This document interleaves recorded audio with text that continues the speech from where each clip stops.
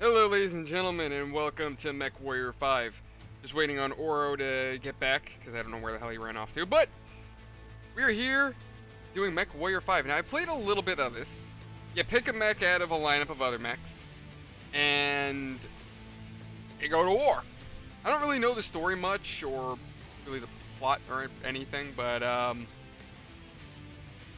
yeah, that's pretty much the quick gist of it. Jaden, Crusader, what is going on? How are you guys doing, my friends? How are we going on? You right there, Jaden?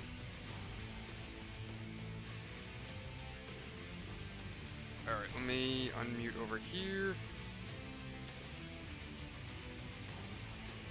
Well, that lad's still muted. Alright, so you know what? Screw it. We're gonna start with little side things.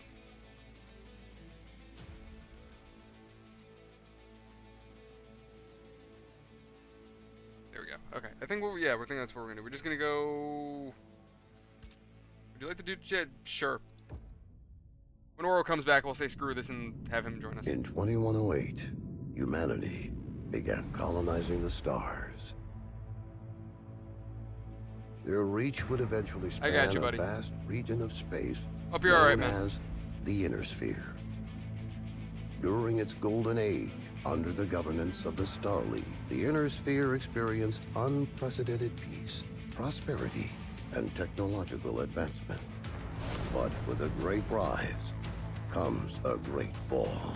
Beset by greed and mistrust, humanity splintered. The Star League crumbled. Technological advancement slowed.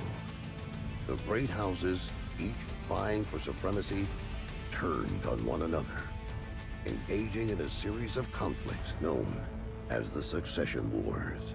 Amidst this chaos, mercenaries became the proxy forces for the great houses. Numerous battlefields sprung up across the Inner Sphere, dominated by hulking war machines known as battle mechs. The year is now 3015, and these steel behemoths have become the tools of the mercenaries' trade. It's a lucrative time, yet one beset with perils of all kinds. Only the most skilled and brave among them will rise to become legend.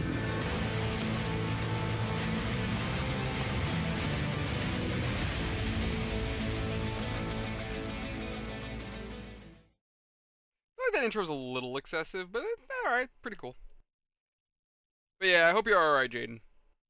If anything, like I said, you could, if anything, shoots me on Discord and I'll take a look in a bit.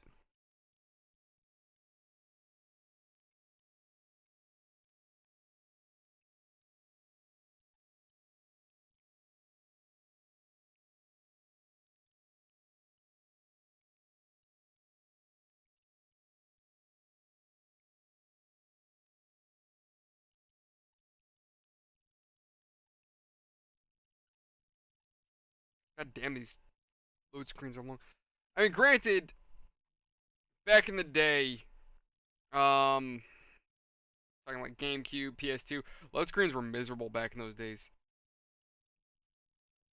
Nowadays, games, honestly, amazing if they have a load screen. Maybe not necessarily amazing is the word.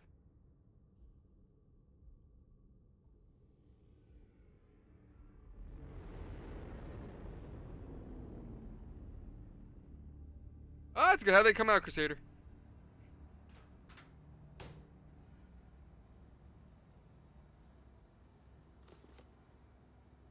Captain Mason, I didn't realize I was playing Call of Duty. The Centurion is waiting for you. Now, the reason why the audio is so low is because I want to make sure that you guys could hear Oro when he comes back. There you are. Come on, everyone's waiting. Get to the Centurion at the far end of the hangar and we'll get started. Well, let me get my mech. And also, why does the game look like this? Why does he look fuzzy? Is it just me? Okay, I would love to go to the Centurion if you guys would just let me go to the fucking... Do I go here? No, we're not taking a shower. I'm just gonna smell like crap. Got it. Oh, there we go. Ah, that's good, Crusader. I'm glad to hear they came out well.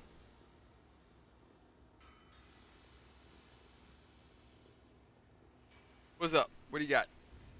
What's up, Crusader?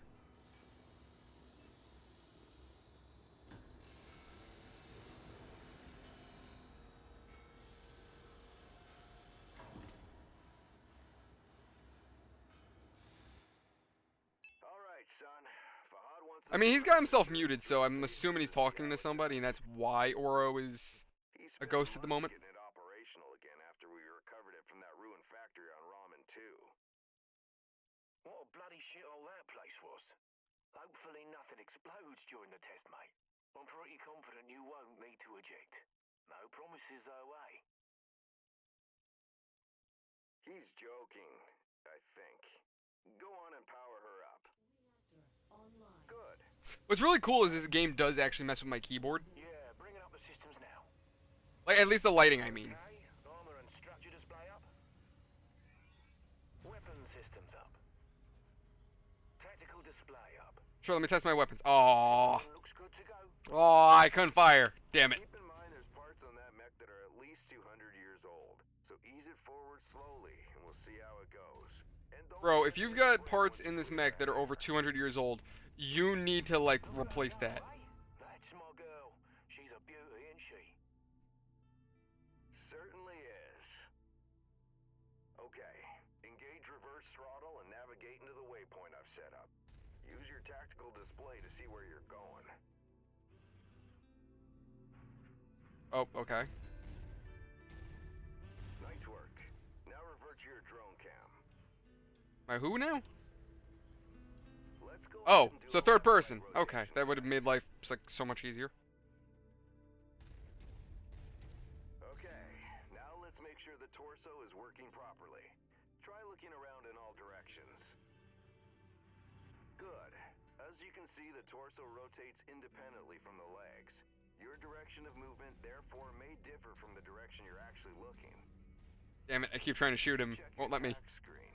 You can see your current leg orientation is represented by the dotted line, and your torso orientation is represented by the cone. Looking good. The mobility course is next. Show me how fast you can get through those turns while still hitting each of the waypoints. Hey, baby, what's going on? But yeah, you know what? You're right. This does remind me of the Hulkbuster, doesn't it? Like a much bigger variant of it. Run the mobility course. Cool. I would love to. If it is that really the Don't tell me this is the mobility course. Hey, we just need to make sure you can walk on these pads. Are you competent enough to walk? Yes, that's really what it is. I'm gonna crush these vehicles. Please let me crush. Aww. I want to be the guy that costs the company so much money and damages just because it's like, excuse me, new guy here, don't know what I'm doing. First time piloting. Oh shit. Oh, sorry. Oh, I just crushed someone's sedan. I killed one of the guys. I killed one of our mechanics. Oh no. Oh jeez. This is really the mobility course. Okay. Nice work. The Centurion was made to Congratulations, you've learned how to walk. speed and firepower. All we have to do now is find out if the weapon systems work. Oi, what do you mean if the weapons work? You know how long Nah, me and Crusader, me and Oro already call each other that, so they wouldn't work. work, mate. You heard the man. Let's go shoot some stuff. Oh, it's about goddamn time. You know, back when I was your age, I once slammed the hunchback I was piloting right into my instructor's javelin. Oh man, was he pissed. Commander Mason, Yeah, go ahead, Rihanna. thought you'd want to know that all repairs to the Leopard have been completed. We're now spaceworthy and ready to take on our next contract. How's the kid faring? Huh, he's a natural, just like his old man. I'm assuming we're this character's son. Ingenuity is still in short supply, as usual. Just don't break that mech. We need it in full working order. No promises. As I walk into walls and things like that. Systems are now online. Yeah, don't worry, I won't break it. Yep, there you go, right into a rock. There we go. Always, my friend. There we go. Yeah, don't mind me. I'm not breaking it. We're totally not breaking it. All right, I've mapped the autocannon to Oh. weapon group 1. It wasn't me. Fire whenever you're ready. It was the other guy.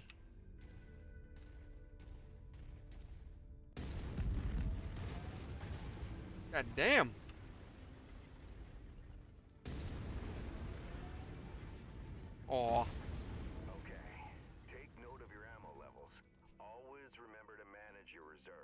Yeah, that's something I gotta learn. In the middle of a firefight.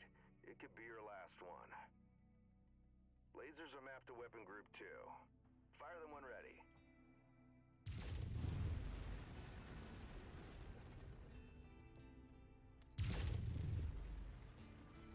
I actually do appreciate the game for its, like, destructibility. That's good enough.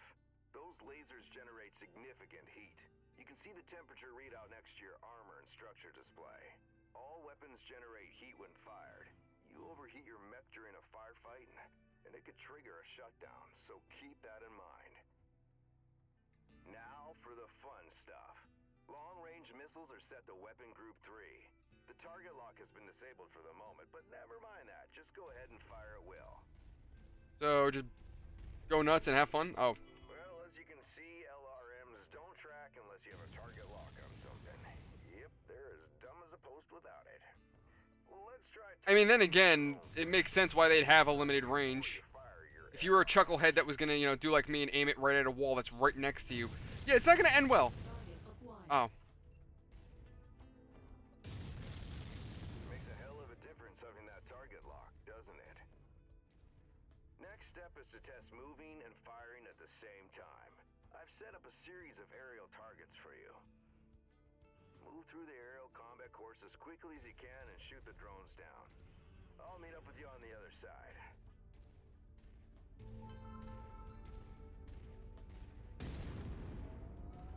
The one thing I hate about tutorials like this, it's, I don't know, I feel like it's long, it's excessive, it's like, hey, point, aim, shoot.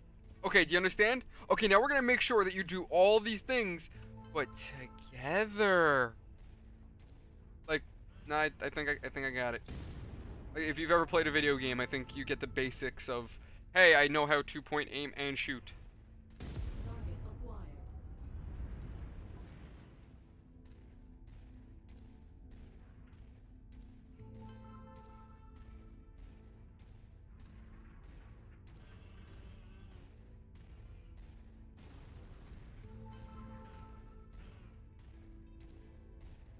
Oh my god, I would love it if this mech would go faster. Just a little Yo, just someone stick some nitrous oxide up its ass and let it run just a wee bit faster.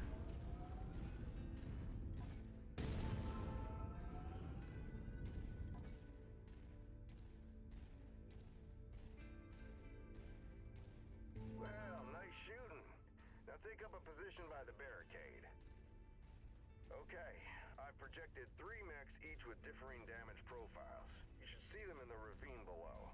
Target the first one.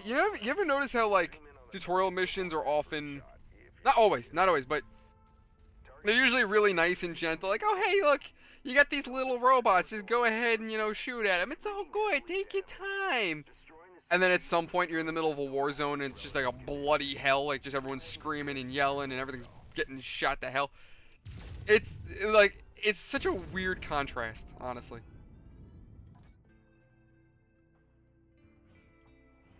Oh. They're not... See that second mech?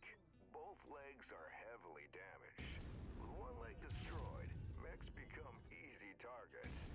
Both legs? It's over for them. Take out both legs.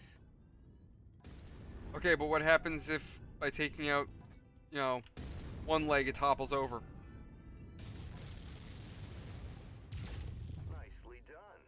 The cockpit on that third mech is seriously damaged. It's a difficult shot to make, especially in the chaos of battle. But the fastest way to take out a mech is to eliminate the pilot.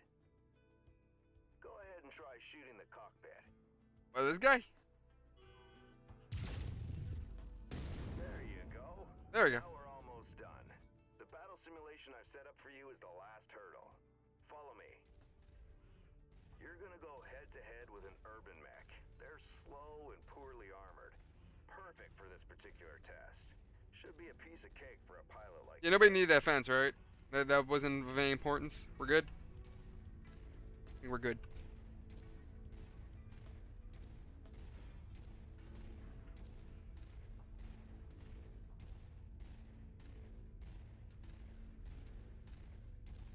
By the way, lads, so today I went back to GameStop. I went to pick up a couple things, and I got in touch with some of my old coworkers. And I actually found out, would you believe it, that GameStop actually got worse? Like, it actually got worse than what it was. What did my old boss tell me? He said, our district leader doesn't listen to us anymore, which that's not a surprise. I think I might have told you guys this before, but a store leader, one store leader, can be asked to operate 2 stores at once. Here's the kick, though. They do classify it as a promotion, and if you do work 2 stores, when you go to work the second store, it's only a $1.25 raise. So say you're getting paid $20 as a store leader to run 1 store. They're only gonna pay you $21 when you're running 2. Like, that's... what kind of nonsense is that? On top of that, too, apparently what they've been doing as of late, corporate will shut off aspects of the register to work on them. Yeah, nice work. Like, one day they'll come in and be like, oh yeah, we can't do credit card transactions. We can't do trades. Today we can't take cash, just because I gotta work on it. So the registers have been a pain. Oh, and my store, apparently they got over 90 boxes of shipment. There's so much stuff in the store that it's literally, the shipment boxes are just flooding out into the floor. Of course, we'll have to listen to him The sales floor, I mean. how rough we are on his battle mechs. Small price to pay, I suppose, for having one of the best mechanics in the entire inner sphere.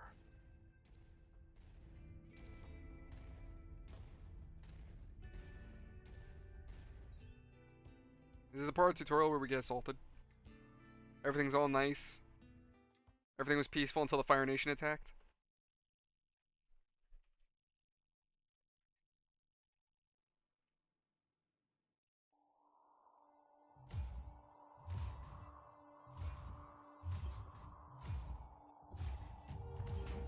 I'm at the rendezvous point, but our contact isn't here. You see anyone, son? The salvage crates at the last checkpoint were empty. Something's up if they're missing payments. This is Commander Mason of Major Campbell. Make a note. Looks like someone is gonna need a lesson in paying their bills on time. That's odd. What the hell?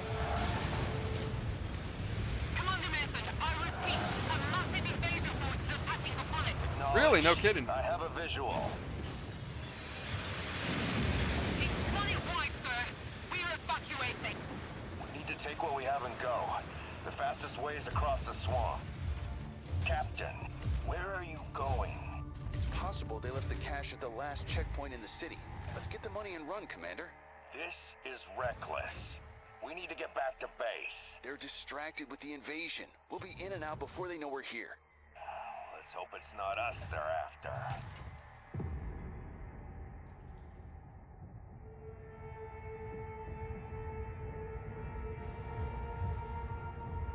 I don't like this, son. This is a ghost town. We're close. I can smell the seatbelts. There's nothing here. Relax. We'll be out of here in no time. I like how the senior veteran is taking orders from the rookie. We're being tagged. Look out! Incoming airstrike! No wonder it went FUBAR.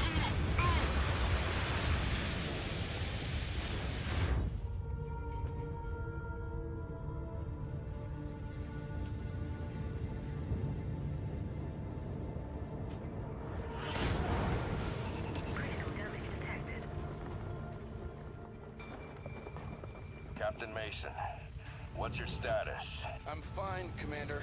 Left arm is offline is all. That was close. Return to base now. I am not leaving you behind. We were set up, and you're in no shape to fight. Meet me at the extraction point with the Leopard. Go! Now, Captain! Damn it. On the move. Commander, an enemy dropship is approaching your position. Move, now. I've got eyes on. Identified. Hunchback and King Crab. Damn it! Brianna, any idea what these guys want? I picked up some chatter about coordinates of some kind. That mean anything to you? Coordinates. No, Brianna. Promise me you won't leave without Jake. Promise me. Commander, I promise. I was about to say, did we lose our legs too? Captain Mason, what's your status? I've got a bug on my tail.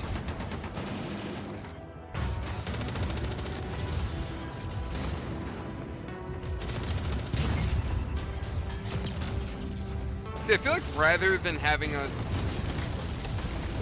watch a cutscene, they should have just let us play in this fight, you know? Get the bay doors open. Coming in high.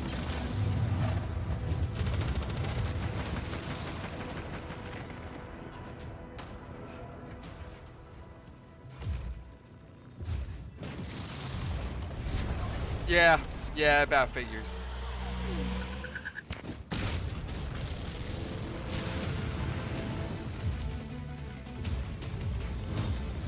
Casualty count is rising rapidly. Hurry! En route.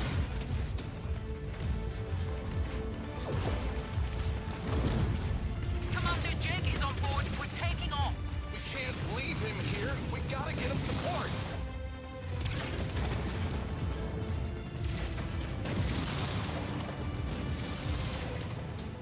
The commander's getting his ass kicked right now. Dad, we're coming.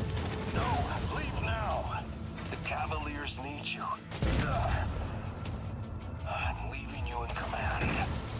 You're going to do great things. I just know it. No! Again, yeah, absolutely, Barrett. You see, this is what I'm saying. The rookie led the charge, and then you're surprised when it went sideways. I'm sorry, Captain. I have to get us out of here. Hold tight. Well, I guess we're a bastard now.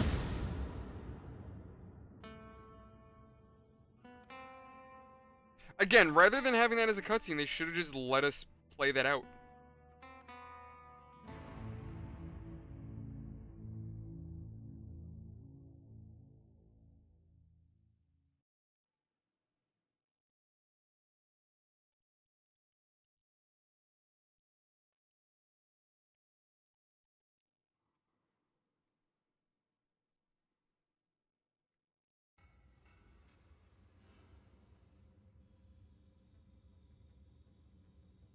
Commander, sorry to wake you, but our sitrep has changed. Head to the bridge as soon as possible. Alright, you know, until Oro comes back, I'm gonna louder the game a bit.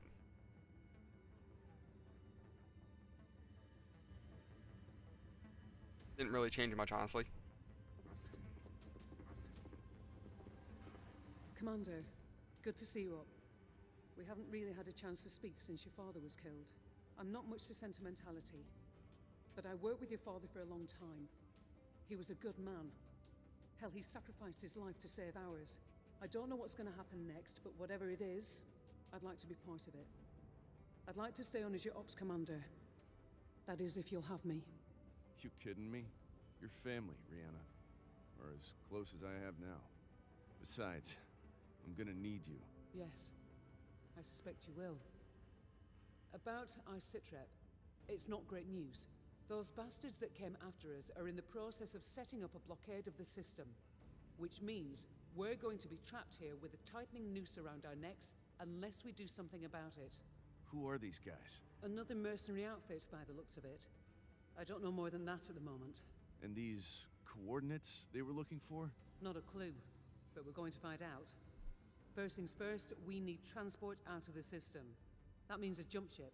I sent out a transmission right after the attack through the HPG. The message was for a long-time client of your father's and an old friend of mine. Name is Spears. He has powerful connections. I'm hoping he can help us out. Until I hear back from him, there's nothing we can do except lay low. In the meantime, Fahad wants to see you down in the hangar. The Centurion needs repairs and he wants to discuss them with you. I'll let you know when I hear back from Spears. Copy that. Alright. So, what am I doing? Well, that's our mech that got the crap kicked out of it. Damn. Do I use this? No. Oh, upstairs. Yeah. Why would it let me use the elevator? That would be faster. No. We have the. Okay. Wait. Can I? Hold on. Oh.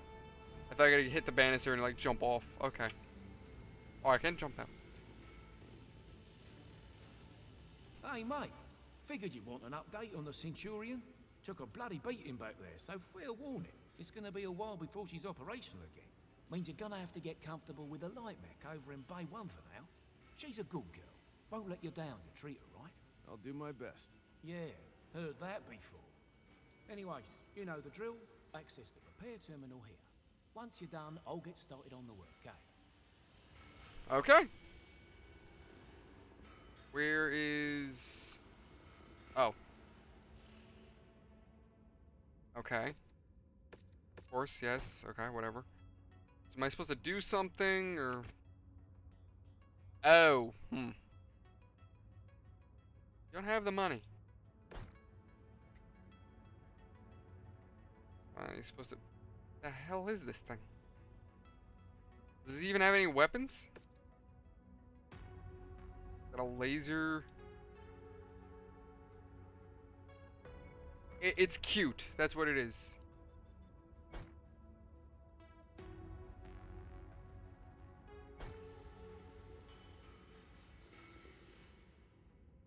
Okay. How am I supposed to do it? View the battle mech screen. Okay, cool. Well, I'm looking at it. I see it. I seen it. What the hell you want me to do?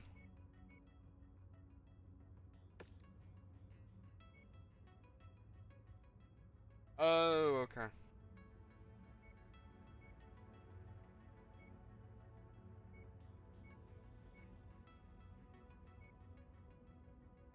Turtle's actually not bad looking. No. Alright, screw it. YOLO. Easier than painting miniatures. Yeah. And that's probably true. Repair your Centurion in the back. Oh, okay.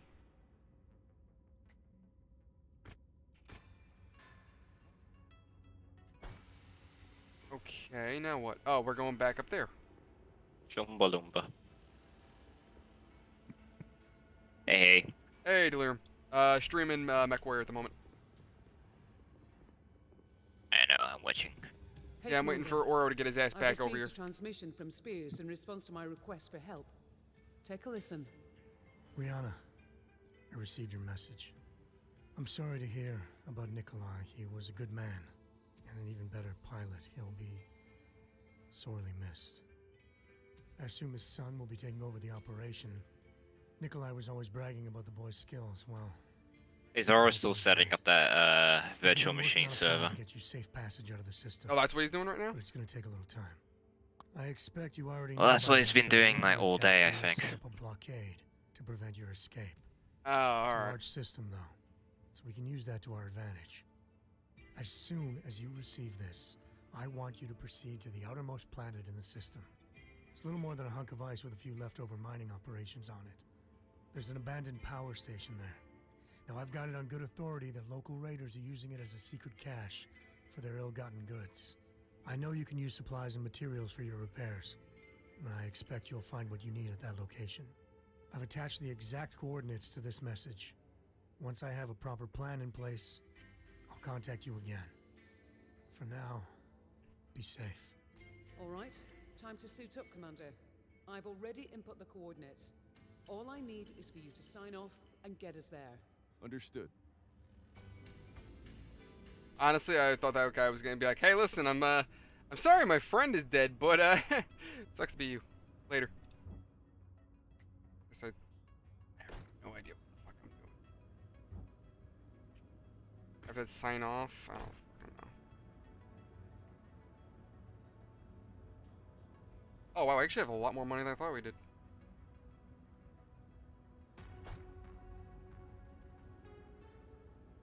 Oh, there's no tracked object. Okay. Oh. Wait, did I not do it?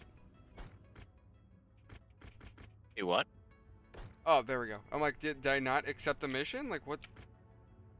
Oh, okay, there we go. I think I got it. Yeah, you have to accept it manually. Okay.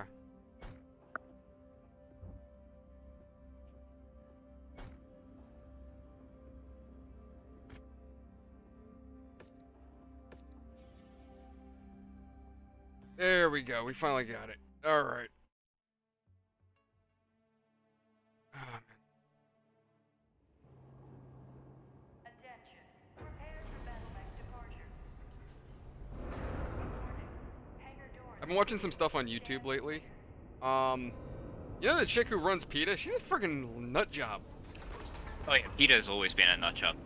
No, not just the organization. No, I'm saying like its leadership is whacked out of its goddamn mind. Like the lady who apparently is like the founder of it, she apparently has openly said she has no. What was it? She deliberately had surgery so that way she could not have children because she holds no life for humanity, like at all.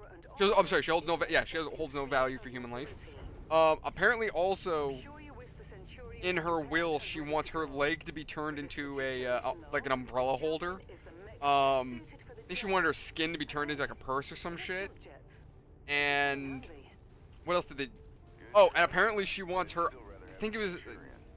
She wants her eye to be put on a plaque and sent to the FBI as a way of saying she's watching them or something. No, PETA is full of schizophrenics. Like, in the UK, PETA's illegal. Think about that. PETA's illegal in the UK. I don't know why the hell we didn't make them illegal. I mean, they flat out went up to somebody's house, stole their dog, killed it, and then sent the family a fruit basket saying, "We're sorry." The FBI literally did an investigation on PETA and found that PETA, that's all they do. They've been doing that for years behind everyone's back. That was the only...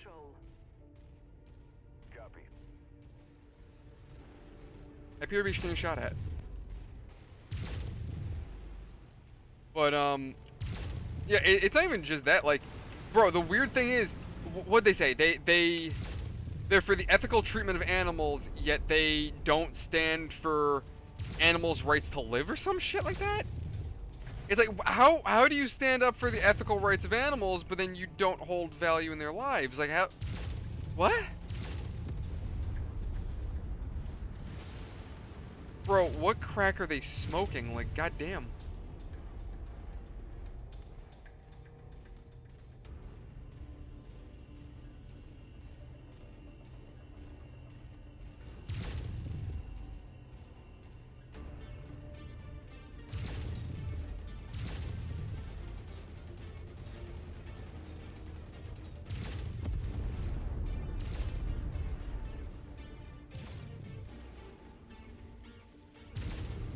There we go.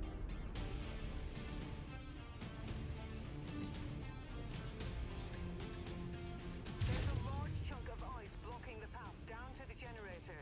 Use your jump jets to get over it.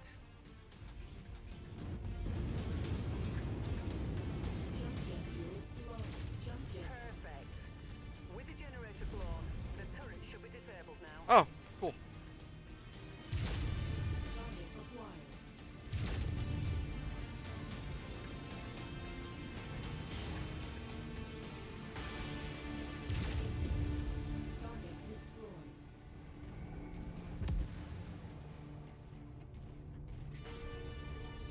Then, what was it? There was something else I was watching. This dude apparently... So there's one content creator I watch. He's, like, usually like, heavily involved in, like, tech and whatnot. Apparently he got called out by someone who he was talking about.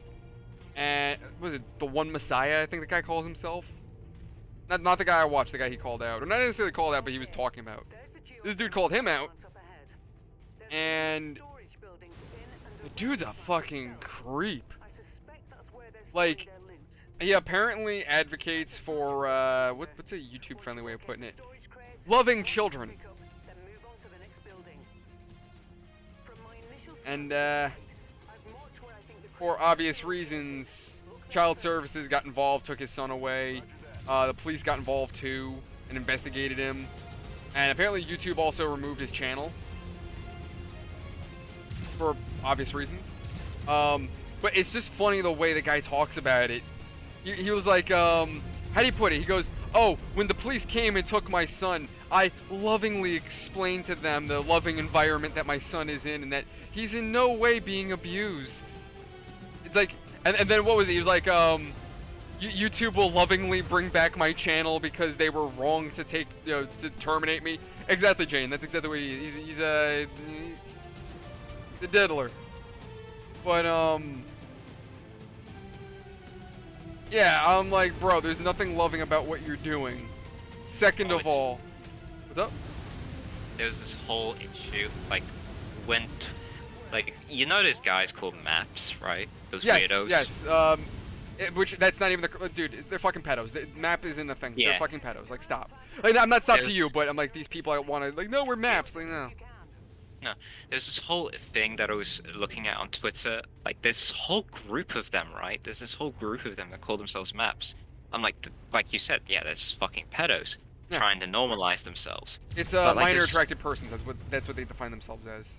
Yeah. Which is Disgusting. basically the definition of a pedo. Exactly. Yes. Like, some of them are But- even out about it too. They're like, oh, I'm into that. Like, no, that's not something you should be out about. That's disgusting. Like, stop. It's a There was child. this You're an adult. there's this fantasy book called The Fires of Avalon, Oh no. and the woman who wrote it, her husband was a pedophile who regularly talked about how women should express their sexuality, and he molested his own daughter. Oh, that's. Oh no. And apparently, recently, they discovered that she was also in on it too by pulling this poor girl's teeth out. She's now in her 40s, this young girl. Oh And jeez. I think her son's now a football player for like Ohio State. I think. I don't know. He plays D1 football. That's how I discovered it first. And these people fucking start talking about this book, and I'm like, hang on a minute. I remember this book, and I remember the scandal that came out. Like, why are these people? Apparently, in the book, basically the book is supposed to be taught about, like, you remember the story of King Arthur and the lady in the lake with the sword. Right. Yeah, apparently it's gender reversed, so King Arthur's a woman now, of course. And there's like a scene where Queen Arthur, or whatever, like has sex with an 11-year-old boy Ew. in What order the fuck? in order to get the sword, which is weird. And like the like apparently every gender is reversed. So the lady in the lake is now the sir in the lake. Or Listen, the swapping scion. the genders ain't a problem. When you're throwing kids into it, that's when it's like, no, don't be fucking. Here's a big, like, a lot of people like us who appreciate like the original script of everything. Right. I don't mind gender roles being swapped or genders being swapped as long as it's done right. As long as it's well written, it's fine. Yeah. Yeah. I mean, what was that recent one that had a gender role swap? From, like, for example, Sam. Everyone thought, like, originally it was supposed to be a man, and then they said, fuck it, let's just make it a woman. That's like the Metroid series and stuff. Right. Like Tomb Raider. The original Tomb Raider was based off of a few British adventure novels. Not on the same name. I think it was a different one, but the main character was kind of like Indiana Jones. But they swapped it, made it a woman. That worked well. This is just out. This is just out of fucking reach. Like, Yeah. And apparently, Yeah. there's like scenes of like, it's so fucking decrepit and disgusting. There's a book called A Few Days in Transylvania, which is also a really fucked. Well, the book's author wanted to write the most fucked up thing he could, so he wrote a book about Nazis kidnapping children and experimenting on them. But that wasn't as fucked as this. Jesus H Christ. It just At least in that book, 10 Days in Transylvania, the Nazi scientists are trying to create like super soldiers using children test subjects. They're kind of doing like the whole, like what they did with Master Chief, basically. Yeah, but Nazis. Right. That's like, okay, yeah, you get it. You get the story of why the protagonist is trying to kill the Nazis. Okay. Right. Of That's course. let alone them being Nazis. They're now mad scientist Nazis. They really need to die. But this situation, like, and I've realized that it's becoming more and more prevalent of how they're pushing like sexualization on children, which disgusts me because, like, as someone who wants to be a father and wants to have children, and I've tried and had my attempts, fucking frightens me because like I don't want my children growing up in that. I want my children to go to fucking school, make friends, make mistakes. I don't know. I want my daughter to come home and tell me about how like she had a shitty boyfriend and we can joke about how we're gonna beat him up. Right. I don't want my daughter coming home one day and saying she got molested. I don't want that. Or not even my son as well. Like, I want my son talking about like, oh yeah, I accidentally tried kissing this girl, but she didn't like me back, and that was an awkward situation. That would be funny. Yeah, nobody wants to hear, hey Dad, yeah, no, my teacher touched me, groped my ass today. But that's fine. Like, no, that's not. No. As soon as I hear that, it's just like, and the same thing, they're trying to loop them themselves with the LGBT community, which I don't think homosexuals want to be lobbed in with these people. No one. Like, imagine being a homosexual. Like, as far in New as York. I'm aware, I believe the LGBT acknowledges that maps are trying to be a thing, but they don't actually acknowledge them as part of the LGBT. Which I think there should be more awareness about it. I think more LGBT people should be actively fighting against it because it's in your backyard. Yeah, basically. As a libertarian, I believe whatever's in your backyard, you should fucking clean it up. So, if these fucking weirdos are coming in to infiltrate your community, and you've been trying desperately for years to prove to, like, wacko, like, ultra-Christian conservatives in the Bible Belt that you're not here to take away their children and fuck with them, and then here you have these weirdos, like trans kids and, like, maps and all these different weirdos coming in. Like, I definitely believe if I was a homosexual, I would be disgusted. I would actively fight. I would actively try and, like, bring light to the situation. Like, it's such a fucked thing. And I know I sound a bit preachy when I say that, but, like, me as a Christian, like, I'm an Orthodox Christian, and when I heard about, like, pedophilia in the church, I did everything I could to fight it locally, to raise awareness. Like, that's the way I see it. Like, I think the people that are being affected more about it should be more vocal, but they're not being vocal about it. There are a lot of, like, big voices in that community are just, like, actively ignoring it, like, as if they pretend that it's going to go away, and then when they point to people like us pointing it out, they're like, no, it doesn't exist, don't worry. But yeah, it is an issue. I still find it funny though that the way the guy described the entire situation, he was like, he kept using the word lovingly. I lovingly explained to the police how they were wrong. I'm like, yeah, let me tell you something. The only thing that this guy's gonna see that ain't loving is when Buffalo Bill fucks him in the ass. You should have no problem slipping through the blockade. I've attached the particulars to this. That dude gonna go to prison. He's gonna drop the soap and he's gonna learn something that ain't so loving. Have you ever watched those TV programs where, like, the cops have, like, their body cam footage? Well, I haven't seen him on TV, but I've seen him on YouTube plenty of times. Yeah, there's one that is like in Texas. I think it's a sheriff's department, and I was watching it, and it was like, it was really fucking sad because it was a kidnapping of an 11-year-old girl who eventually did get raped by a kidnapper. Jesus. But it was amazing how fast the Texas Rangers were, like, responding to this issue, like how quick they were. Because, like, this guy kidnapped this poor young girl, and unfortunately they weren't quick enough. But the way they were just scavenging and, like, scanning the whole fucking city for this one girl makes a part of me feel a bit better that we actually have law enforcement that truly do see this as a giant, like, issue and that shouldn't be ignored. Right. And, like, the way that these guys bust down the fucking, like, they found this guy in the motel room. They fucking blow the door open. They don't even take time to ask permission for keys or anything. They just know where this guy is, blow open the fucking door. First fucking guy I see on the body cam footage is this giant 6'9" fucking Texan black man who's in a Texas Ranger outfit. Fucking body the pedo. Fucking smashes through the door, grabs him by and the pedo is also this 6'4" black guy as well, and the fucking Ranger fucking breaks the guy's jaw. Jesus. There was one video, I don't remember why, but the cops are going into this building. Hey Jody, what's going on? I don't remember why the cops were going in, but this one officer, he goes into a building and he's, like, searching, like, he's going, like, to a different room, and he's holding, like, an M4, right? he goes in, and then someone shot at him a couple times. I think one round ended up hitting him in the chest, because you know, thankfully he had a vest on. But he fell back into a room next to it, and this dude literally just went full fight or flight mode. You just hear him go, motherfucker! He loads the gun, sets it to full auto, starts spraying into the room. No fucks given. Took the guy out, cleared the room by himself. He leaves, and like, bro, you good? He's like, yeah, I got him.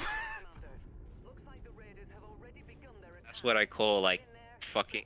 that's the thing. A lot of law enforcement and a lot of ex-military guys, they have that condition like flight or flight response. Like, I remember being in the military and in boot camp, for example. The first thing we always got taught was like, don't fucking think, just do. Yeah. Don't just do, because that could just be a split second where you could just either die or have someone else be hurt. Like, the first thing we were told is lay down suppressing fire, pin down the enemy. If you have any guys hit, make sure other people are putting down suppressing fire, and make sure your guys are looked after.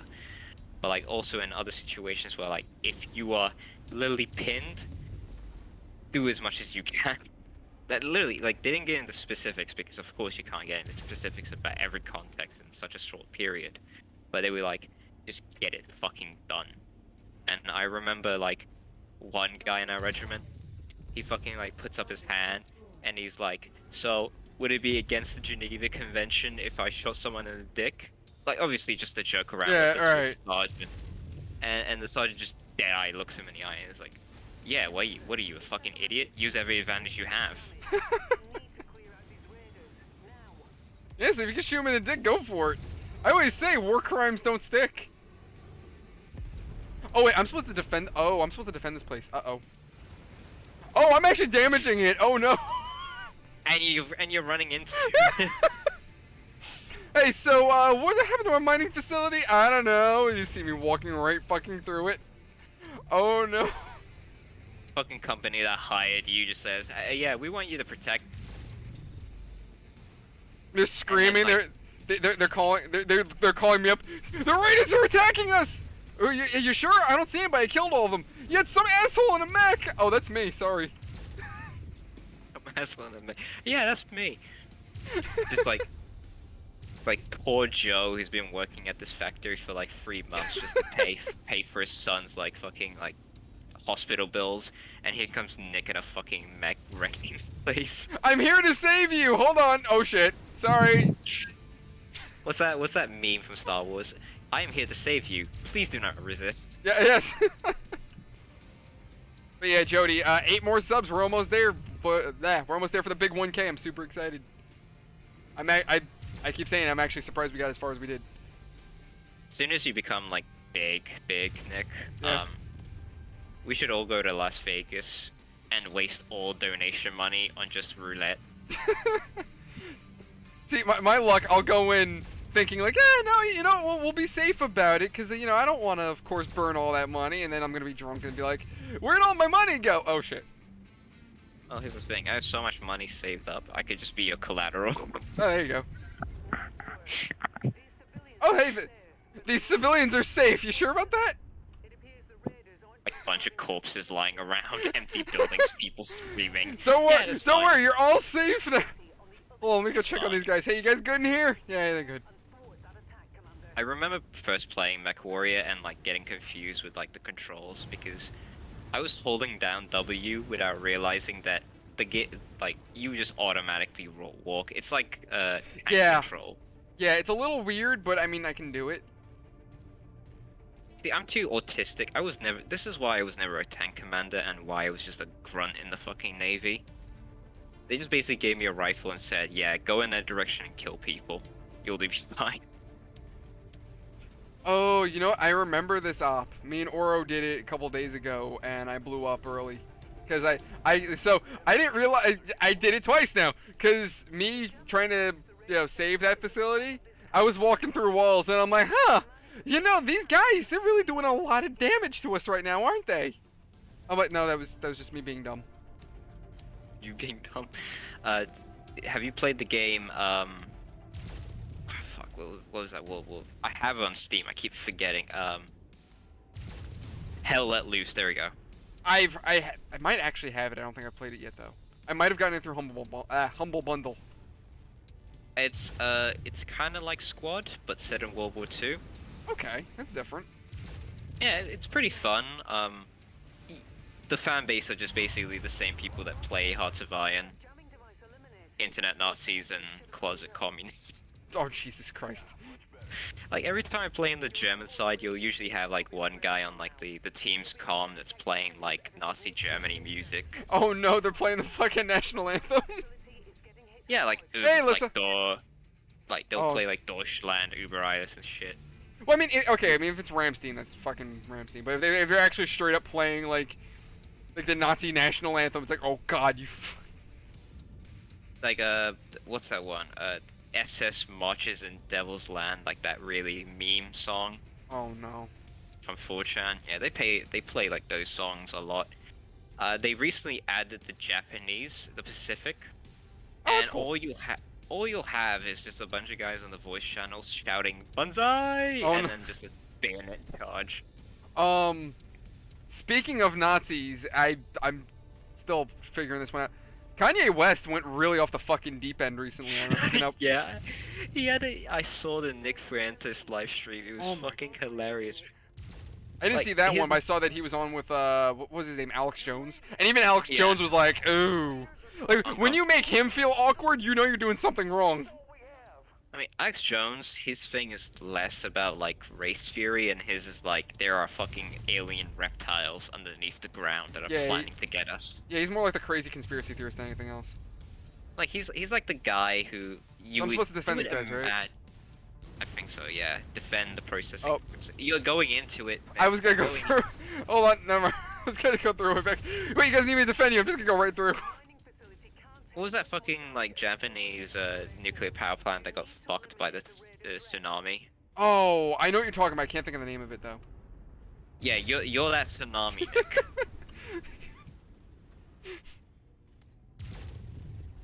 Now you see how I got into my car accident.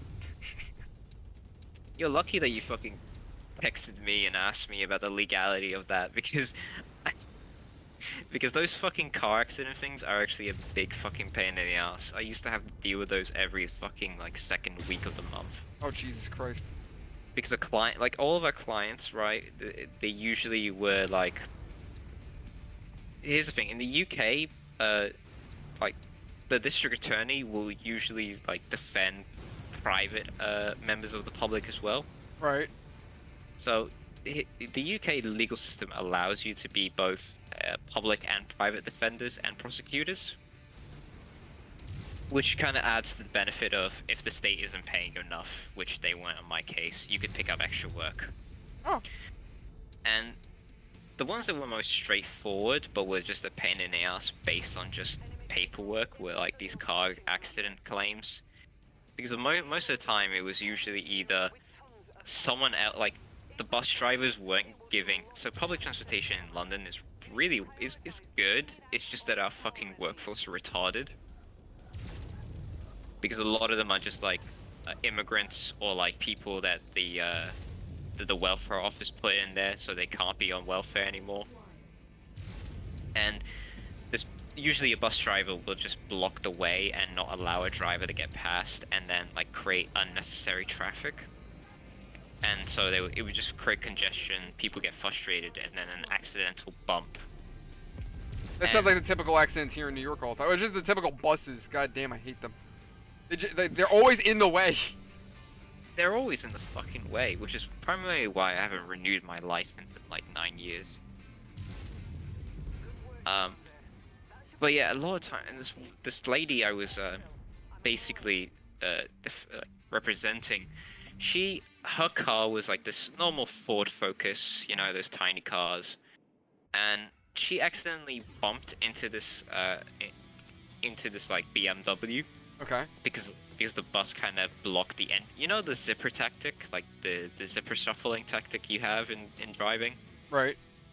Where you slowly encroach and then you wait and then you find space to get into the next set of traffic.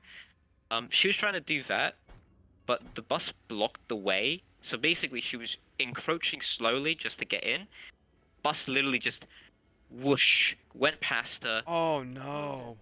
It turns out So the perhaps BMW, detractors and like, set up the blockade. was literally A behind mercenary outfit by the name of entranceway Jack that she was Inferno. trying to get in. Unfortunately, Bus whizzes past. that's about all we She know. nudges too much, Spears and hits I the will try to front get bumper more of the information BMW, if we can. and just The time's crushes the BMW's left left front wheel. Oh shit. Completely by accident. It's no one's fault. It's neither the BMW or her fault. It's the And bus what I driver. it was the bus driver. The bus driver that wasn't paying attention. It was obvious that he was trying to, like, he was a bit delayed because of his route. And I basically wrote down the number plate of the bus driver so I wouldn't forget. I presented it in the court, and the judge, like, the bus driver was supposed to come in and testify and give a statement, but he never came. So the judge delayed it for like a week. And because of that reason, the BMW driver, he was getting angry because his claimant wasn't being solved because his insurance company needed that court order to pay him. And the lady also needed that court order to pay him. Basically, if the judge just said, this is now resolved, all of that pain and suffering over the week could have just been avoided. Both of these people could have gotten their claims from the insurance companies and no one would have anything. Instead, I had to directly fucking petition to Transport for London, which is our public transport system institute in London. And I had to file a claim against the bus driver, the bus company, and to the city itself. And I had to write a fucking letter to the mayor's office just to get a fucking reaction. And after all of that, the bus driver just okayed it, and then the judge was like, alright. It was just so much fucking annoyance and waiting because I had this woman that was calling me asking about her insurance claim, and then I had this BMW driver asking me about their insurance claim. And no one was at fault at the end of the day. It was just a simple fucking document that just needed to be approved. And I had to do all of that just to get that approved. It was Jesus annoying. Christ. I mean, so my only thing is with this guy, right? Like, I don't remember if I told you, so I gotta pay $1,200 for the whole job. After talking to the dealership, they kind of put me a little bit at ease because, what was it? The dealership said it would cost $900 for the part, and the mechanic saying $1,200 for the whole job. So I'm like, all right, $900 for the part, and if he's gonna paint it, God only knows how much that is, and then labor. So okay, that's reasonable. The only thing I'm concerned about is, like, for one, I need to get this guy to give me, like, some kind of, like, bill to prove, like, oh, you know, you actually paid for a job that, you know, you actually agreed to paying. Because I don't want the driver to be like, oh, you didn't do anything when I actually did. The other thing, too, is I definitely need to get this guy just assigned to be like, hey, it's all handled and done. Because the last thing I want this dude to do is to try to put a complaint in, not complaint in, but put a claim in with his insurance after everything's already said and done and try to, you know, screw me out of money. And then in which case now my insurance is going to go up. That's actually fucking frustrating. Like, so far, neither the mechanic or the driver have given me any real, like, cause for concern. Like, neither of them have done or said anything that alludes to anything malicious. It's really more just peace of mind. That's really what it is. Like, can he technically do it? Theoretically, yes, he can screw me. Will he? He might honestly just be a decent guy who just wants to get his car fixed for work. That might be all it is. But, again, I don't know this guy. The first time I met him was when I hit his car. So, how do I know? That's the thing. I mean, you gotta be very, like, vigilant. Like, even if the guy might be nice, you still have to look out for yourself. Of course. That's why I say a lot to my clients as well. The person you're probably fighting against in court might not necessarily be a bad person, but at the end of the day, the law doesn't discriminate who it fucks over, and you really need to, like, safeguard yourself at most, because at the end of the day, you could be a really nice guy, and you might say, well, come on, like, he's a nice guy, why do we need to end it on these terms? And then you might get the shitty end of the stick. Exactly. But if you fight and you actually push forward and do all of that, maybe none of you get the shitty end of the stick, and it just actually gets resolved, which is really a really frustrating part of the law, because sometimes even, like, good people get fucked over regardless.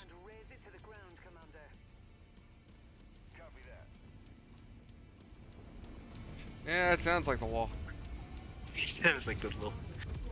I mean, the most pretentious thing I ever like heard someone say to me when in law school was my professor, and he basically said, "I'm trying to teach you guys how to think like lawyers," and this is like 3 years into the degree, and I'm like, "You motherfucker, what the fuck have you been? What do you think I've been doing for the past fucking 3 years? Thinking like a fireman?" No, you've been thinking like a politician. Exactly. I'm sorry. What does my course say? Law. It doesn't say astrophysics, does it? Arts degree? Chemistry. Arts degree. Funnily enough, my bachelor is a bachelor's of science. Right. Which is weird because for a long time I thought it was a bachelor's of philosophy. And then I actually picked up my degree for the first time in years, and I was like, huh, bachelor's science. That's interesting.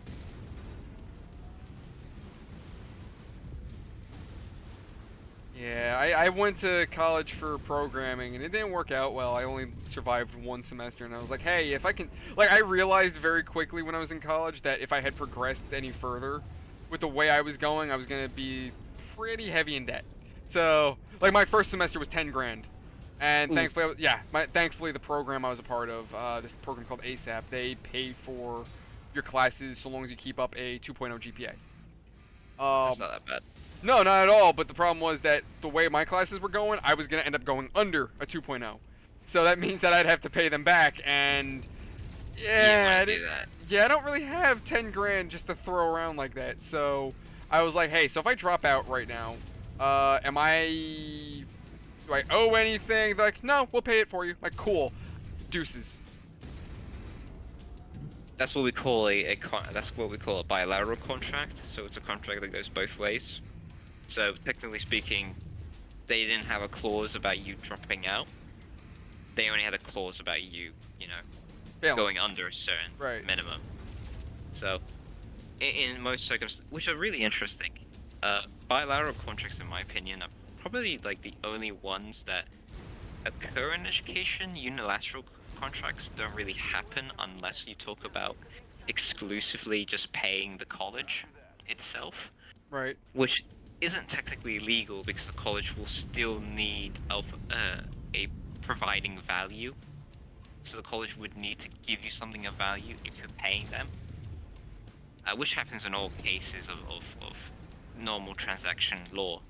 But in education specifically, there are laws that push forward that a college or any educational institute must provide you with skills and knowledge that will gain you employment. So technically speaking, this is how a lot of colleges get away with selling gender studies and lesbian dance theory fucking degrees.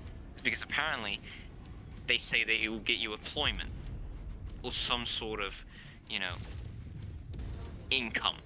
And most likely than not, you end up teaching these things. So yeah, technically you did get employment and an income, but it's a pyramid scheme. You're literally regurgitating information.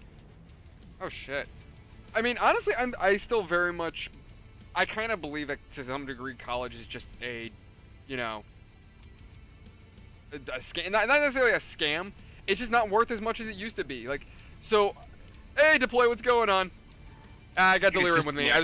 Oro was supposed to join us, but he's being a butt somewhere. I don't know where the hell he's at, but... Yeah, I'm the nerd, and eventually the lawyer that might help you in the future. There you go. You might be helping me in the near future.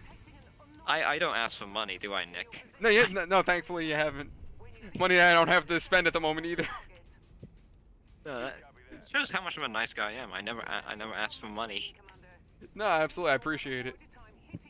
But if I did charge you, it better be something fucking good that I have to charge you for.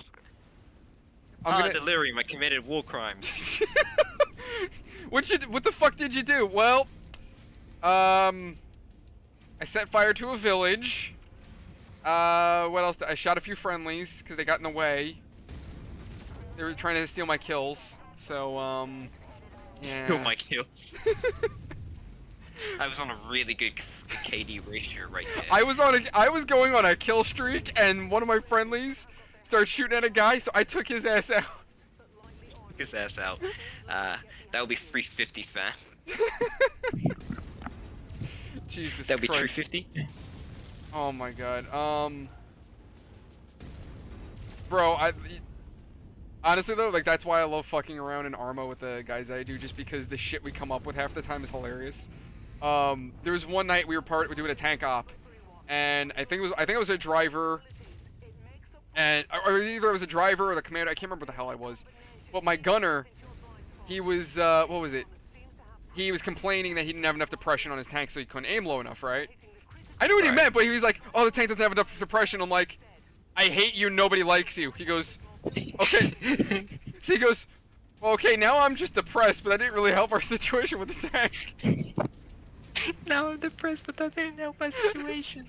That doesn't help when you demoralize your fellow unit members, does it, Nick? It helped me, but it's fucking funny. It helped me. It helps me. It rose my morale. Fuck my teammate. Oh my god. It's just funny being an asshole in the squad. Oh, it's fucking hilarious. I Oh. really should, like, re-download Arma and have it set up. I mean, shit, if you want to join TMTM, they'll probably, depending on how many hours you got in the game, they'll probably draw you in if they're looking for anybody. Here's the thing, I've barely played Arma. The last time I played was, like, in 2016. Oh, Jesus. I mean, it's not hard. It's just a lot of fucking key bindings, really. That's the problem I usually have, because, like, I'm quite fucking inept at gaming.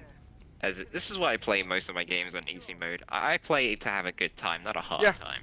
I've always said, if I wanted to play Dark Souls, I'll just go play Dark Souls. Exactly. So, like, that's the only hurdle I would have, but even then, I don't think it would be too much of a hurdle. No.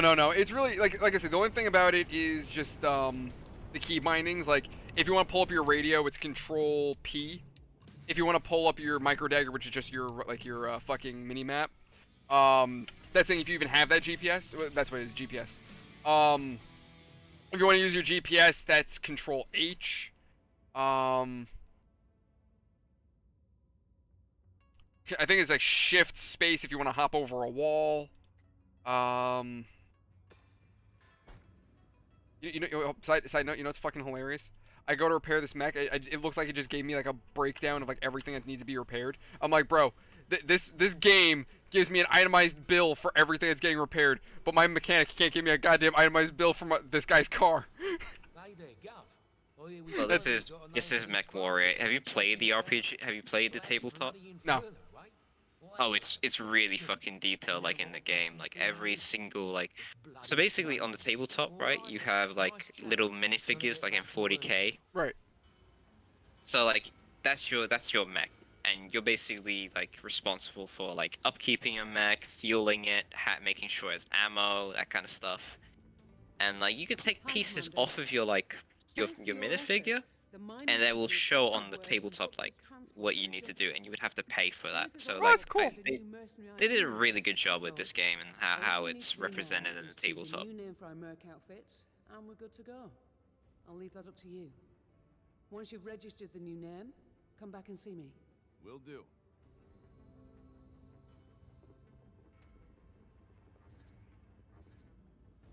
I also really like the graphics in this game. It's screw it. It's all right. I mean, if this is an indie, yeah, it's pretty good. Okay, Commander. Everything I mean, is set recently for a lot of indie titles like have gotten better graphics. Have you seen Callisto Protocol and how shitty the PC port is? I've heard that's so bad. Dude, you know what I don't get? Like, granted, I think Callisto is an indie, but like, it amazes me that indie games are doing a lot better than AAA's. Like, I don't know if you saw the new Pokemon, the way that one turned out. Oh, yeah, the fucking open world one. Yeah. I agree. Yeah, that was pretty fucking. I don't play Nintendo games that much, but when I do hear how because usually Nintendo are pretty well known for like how polished their games are. Yeah. You know, usually their games are good. No, this last Pokemon that released, bro, you had bugs where like the AI that walks around, their arms and legs and shit will start spazzing out like they look like they're being possessed by a demon. They'll pull Looney Tunes where their eyes just pop out of their freaking heads. The Pokemon that you ride, because there's this weird new Pokemon that's like a motorcycle basically. It can disappear on you while you're driving it, or it can yeet you off the map. can launch, you need to sign off. Or while you're in the middle of a Poke battle, random civilians will just walk right in between them. Like, your Pokemon are in the middle of beating the crap out of each other, and just some random dude's like, screw you, you guys are gonna wait for me, I'm gonna keep going. Yeah, exactly, Deploy. AAA's just lost the passion. Like, and you know what I think it is too? I don't think it's just that. I think part of it is because of the fact that we have the internet now, a developer can just go, we'll patch it later. We'll just send out an update. And it's like, no, that's such a quality of life issue. Like, that should not be a thing. One thing I do have a problem with, like, a lot of times we've gotten too used to have I was watching the stream and a guy was like, oh yeah, nowadays games will have bugs, and I'm like, do we really need to like actually normalize this, like accept shitty quality when it comes out, and then later on, I feel like that's just accepting developers becoming lazy. Although, albeit developers are overstressed, overworked, and so many other shit. Yeah. But I definitely think that we should be pushing the developers to kind of fight back a little from the publishers and say, hey, this needs more time and more this and that, and give them the space and time that they need, and have them make sure that they're paid well and given enough fucking space. Because if we just continue to allow this laziness and allow publishers to treat devs like such crap, or allow devs to kind of decrease it's only quality, progressively going to get worse. Exactly, it's gonna get worse. Yeah, as fucking Deploy said, update as we go blueprint. It's fucking shit. It's fucking shit. Like, here's the thing. If a game releases with a bug, and it's minor quality of life issues, maybe it doesn't look the prettiest that they can fix later, maybe players have noticed an exploit that, like, your freaking head turns into, like, the Exorcist and you're spinning around like a demon or some shit. Little things like that aren't a problem. You know, shit happens, right? Yeah, shit happens. But if it's like the game is just unplayable, what did I spend $60 on? Like, and that's the fucking other thing, the price points. So apparently with inflation, games on a standard price should be about $120 nowadays. And now that they're only going up to 70 now is surprising to say the least, because they should have already been up to like 120. But at the very least, I can say from experience, having worked at GameStop for 7 years, companies that sell video games, not necessarily produce them, but like retailers make nothing on video games. The games nor the consoles. Like, the markup is just god-awful. Like, I think I read somewhere that, like, I think the way Steam makes its profits is they act as more so like a, kind of like a book publishing company rather than a game selling company. Yeah, more like a service. Like, you pay 30% of whatever you're making, because they act more like a digital platform than anything else. Yeah. And I guess they have the added benefit of not being a brick and mortar establishment and being exclusively digital. Yes. When it comes to retail, like, for example, from, like I said, experience from GameStop, out of $60, a $60 game, how much do you think the retailer makes in markup per copy? $5. Maybe $5. I was gonna say 10% at most. $5 per copy sold. And for consoles, if it's a $500 system, they only make $25. Fucked. Yeah. At GameStop, we were always told if a console is stolen, it's gonna take, what they say, something like 15 console sales to make up just for that one loss. That's fucked up.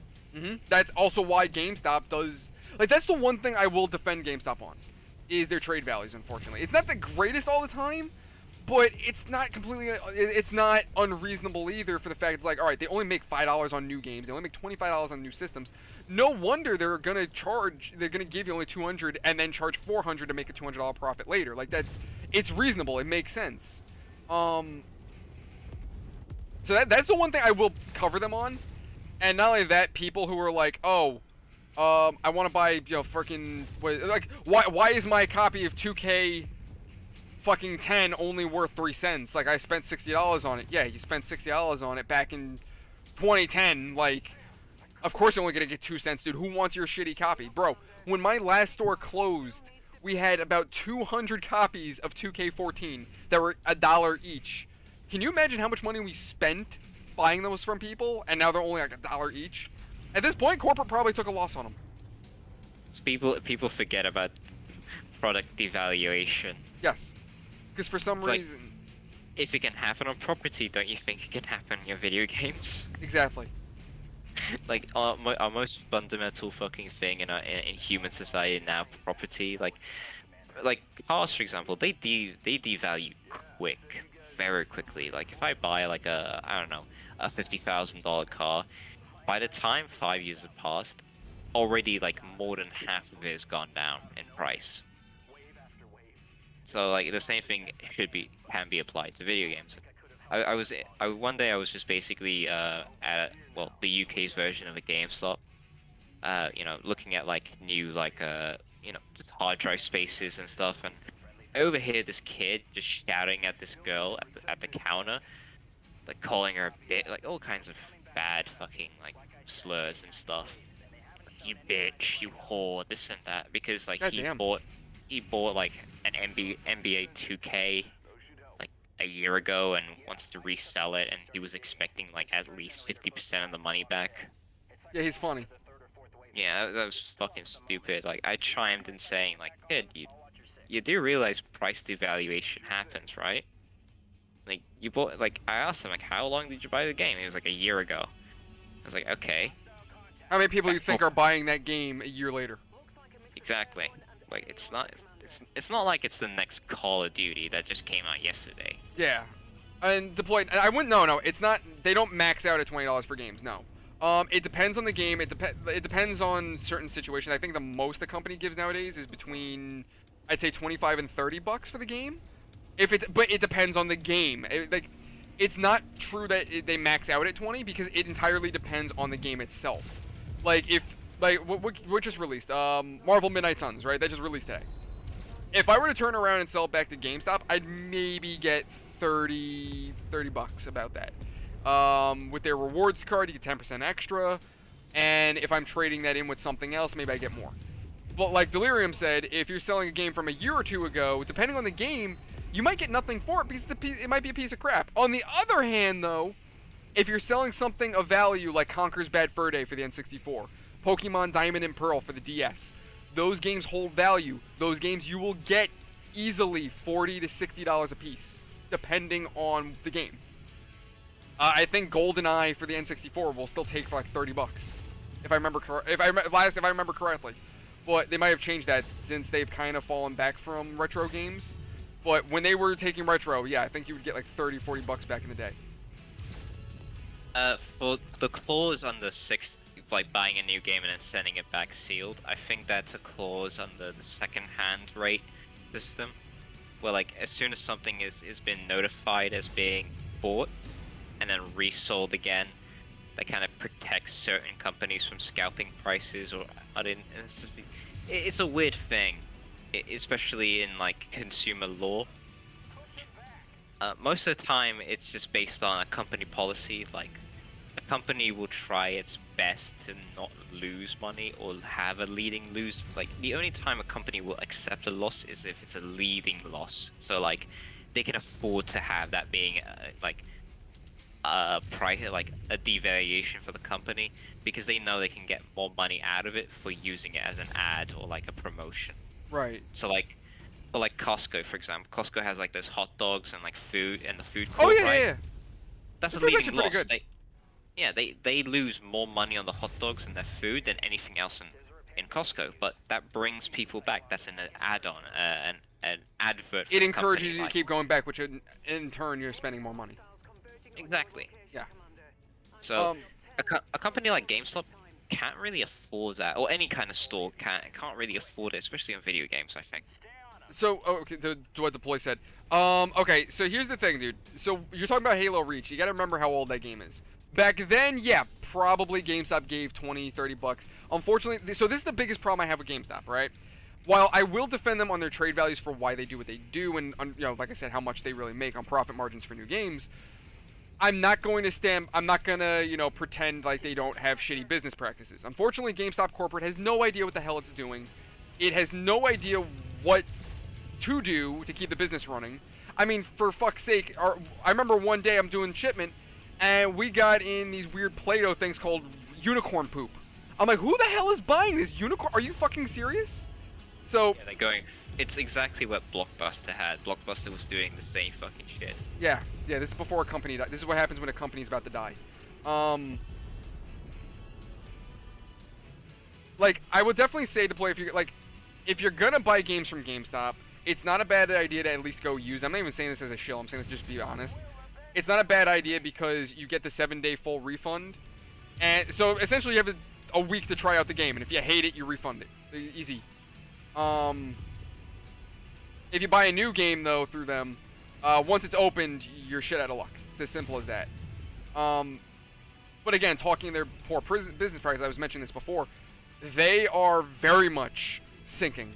They're very much going way down the toilet. I was talking to my old coworkers today, and they're doing a new program. There is a new position open in the company. The way the ranking system worked was you were either a seasonal, which is the lowest ranking person on the totem pole, then a GA, which is like the actual permanent hire, who's again the lowest person on the pole. After that is an SGA, who is like a shift leader. Then it's an ASL, which was my old position. That was assistant store leader. Above that person is the store leader. Now above that person technically is the SL2.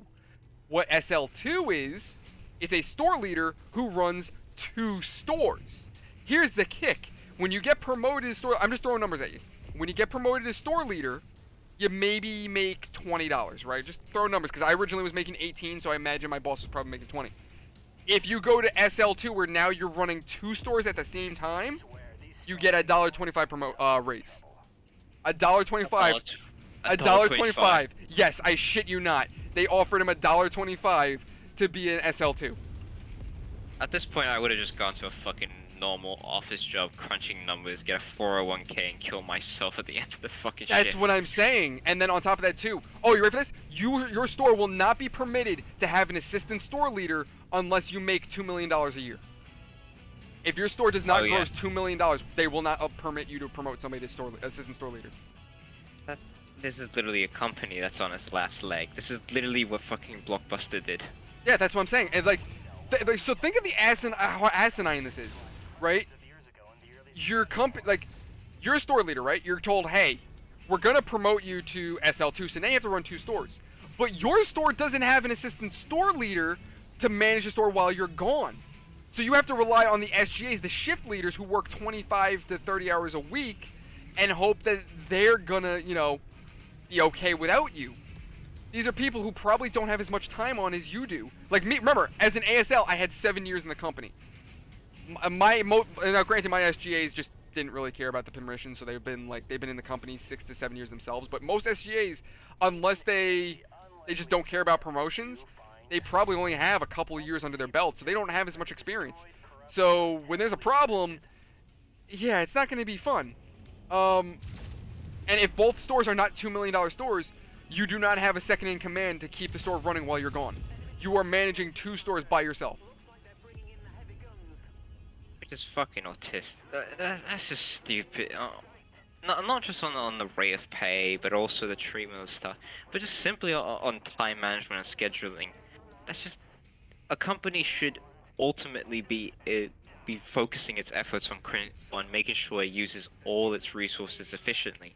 When I mean resources, I mean time, employees, because employees are a very vital resource. Without them, or any sort of better structuring of employees, your company will literally just be a Kafka-esque mess, random shit for no reason. Oh yeah.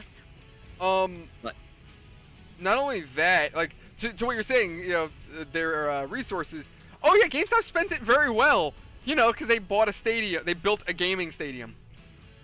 Oh yeah, because the gaming stadium, oh yeah, a bunch of fat nerds like you and me are gonna be going to a fucking stadium. Eat my ass, GameStop. Oh no. The idea was that they would get involved in, oh, I died. Oof. The idea was that they would get into the esports ring. Shit, do I have to really restart the whole fucking mission? God damn it. Okay. the idea was that they would get into esports. So essentially their hope was that esports would be this big blow up thing, and that they're going to have a team, and this team's going to make them money every time they win. And that's what the stadium was really for. It's not to say that you and I couldn't go there and game. You're going to be paying through the nose to play there. But yeah, this is massive stadium that they paid I think it was like $2 billion, and it cost them it took a couple of years to build it. And well, this is what GameStop's fucking board of directors did.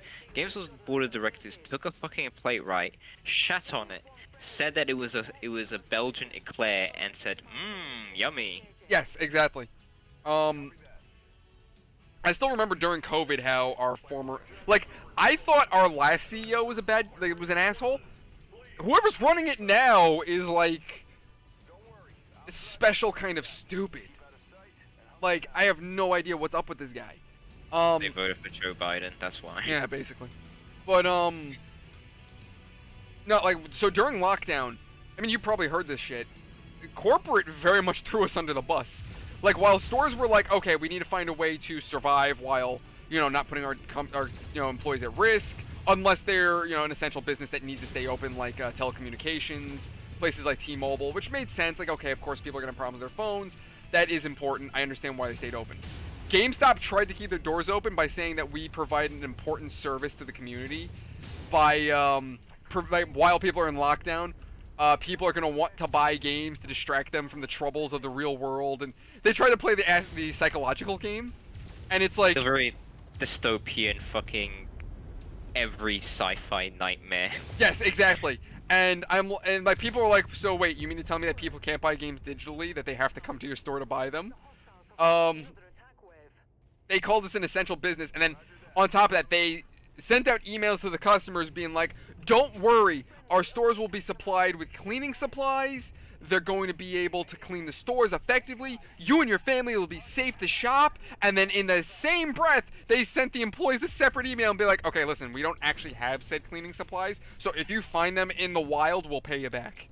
I shit you not. And then on top of that, when the police were starting to be like, all right, enough is enough, we're going to forcibly close these stores down. Like, if you were a store that was not an essential business and you were ordered to close by the government and you didn't, the police would come knocking on your door. That's what was starting to happen. And GameStop knew this was occurring, so what they did was they printed out an email. They sent us an email that we were supposed to print out and hand to the police and basically be like, oh, officer, I'm sorry, you can't force me to close because corporate says so. You're going to have to call my district leader and explain it to them. When I saw that, I laughed at my boss. I put the sheet down and said, I am not going to jail for GameStop. If a cop comes in and tells me to close the door, I am going to close the door with a smile.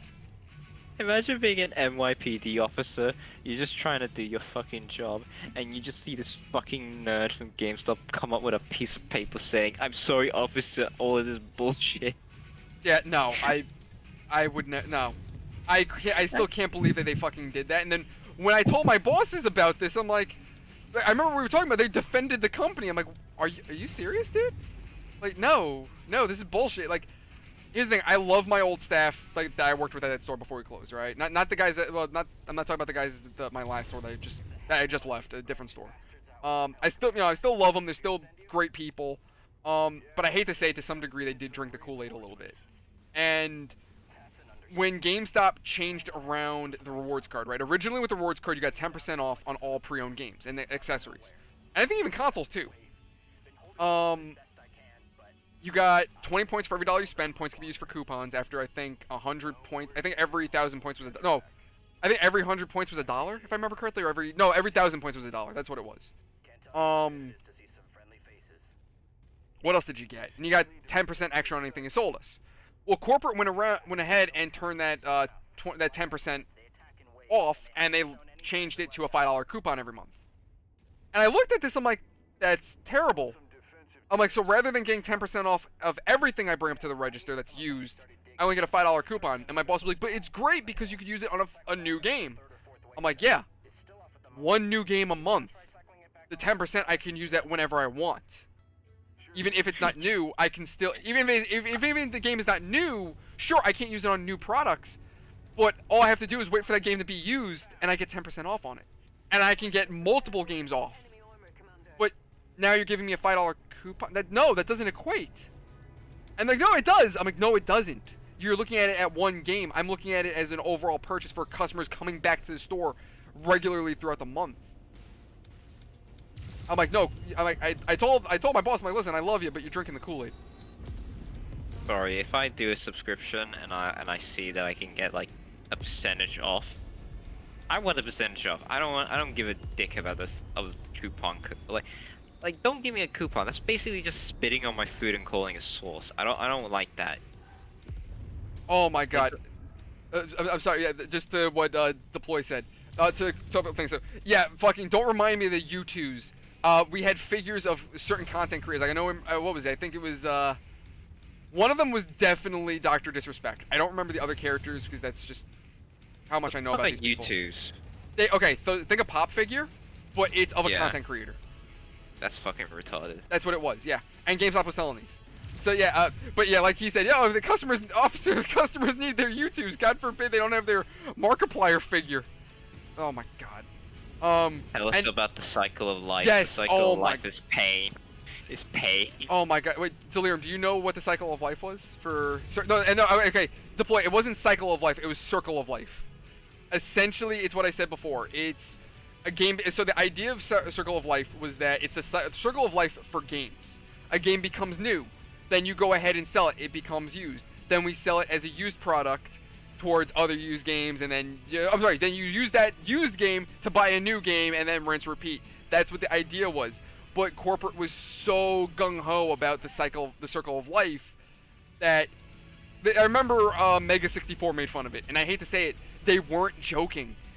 Basically, the skit was, it's a GameStop employee, but they call it Game Shop, I think it was, or Game Place. They don't obviously call it GameStop. And a customer comes in. Excellent legal deflection. Yes. So a customer walks in, and he's like, oh yeah, I'm looking for a PlayStation. Cool, you're looking for a used one, right? No, I want it new. So he goes, fuck! Oh shit, sorry. Wish I could, pre-order some Claritin. And, as he's going through, he goes, so you want, maybe, a used game with that? And the guy's going off on list. I want a new game, a new controller, I want a new this, a new that. The guy's sweating. He's like, oh no. He's panicking because he's not getting the sale that he needs. As soon as he runs it through, a siren goes off, and a guy in the suit and tie comes out and goes, "You've been." What do we say? He goes, "You've been promoted to the Ministry of Unemployment." So as he's doing this, he's like, "You out, you in, go." So as the new employee walks in, he looks at the customer and goes, "Hey, you want to buy a used game and save my job?" Honestly,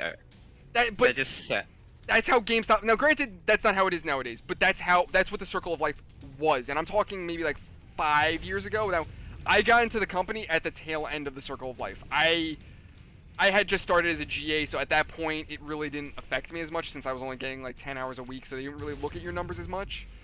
But yeah, for veteran employees who were there for a while, yeah, circle of life was a vicious bitch. GameStop had a very high turnover rate, which also explains why they pay so little, because I hate to say it, they treated their employees as replaceable tools. I mean, if you're a company that is known to treat your employees like shit, and you could just churn as much as you can from them, you wouldn't give a shit about your employees, would you? No, yeah, exactly. That's what it is, though. Fucking GameStop is very much exploitative. I mean, the only problem I do have with a lot of these companies is simply for the fact that if they just changed one or two things, which are pretty simple, they wouldn't be as fucking shit. But no, they want to rub salt in your eyes and call your mother a whore. Yeah, that's GameStop in a nutshell. Which annoys the shit out of me, because every time I want, like, for example, I wanted to buy a PS5 from a local, from basically the UK's version of GameStop, which is called Game. Oh, I figured it was EB Games.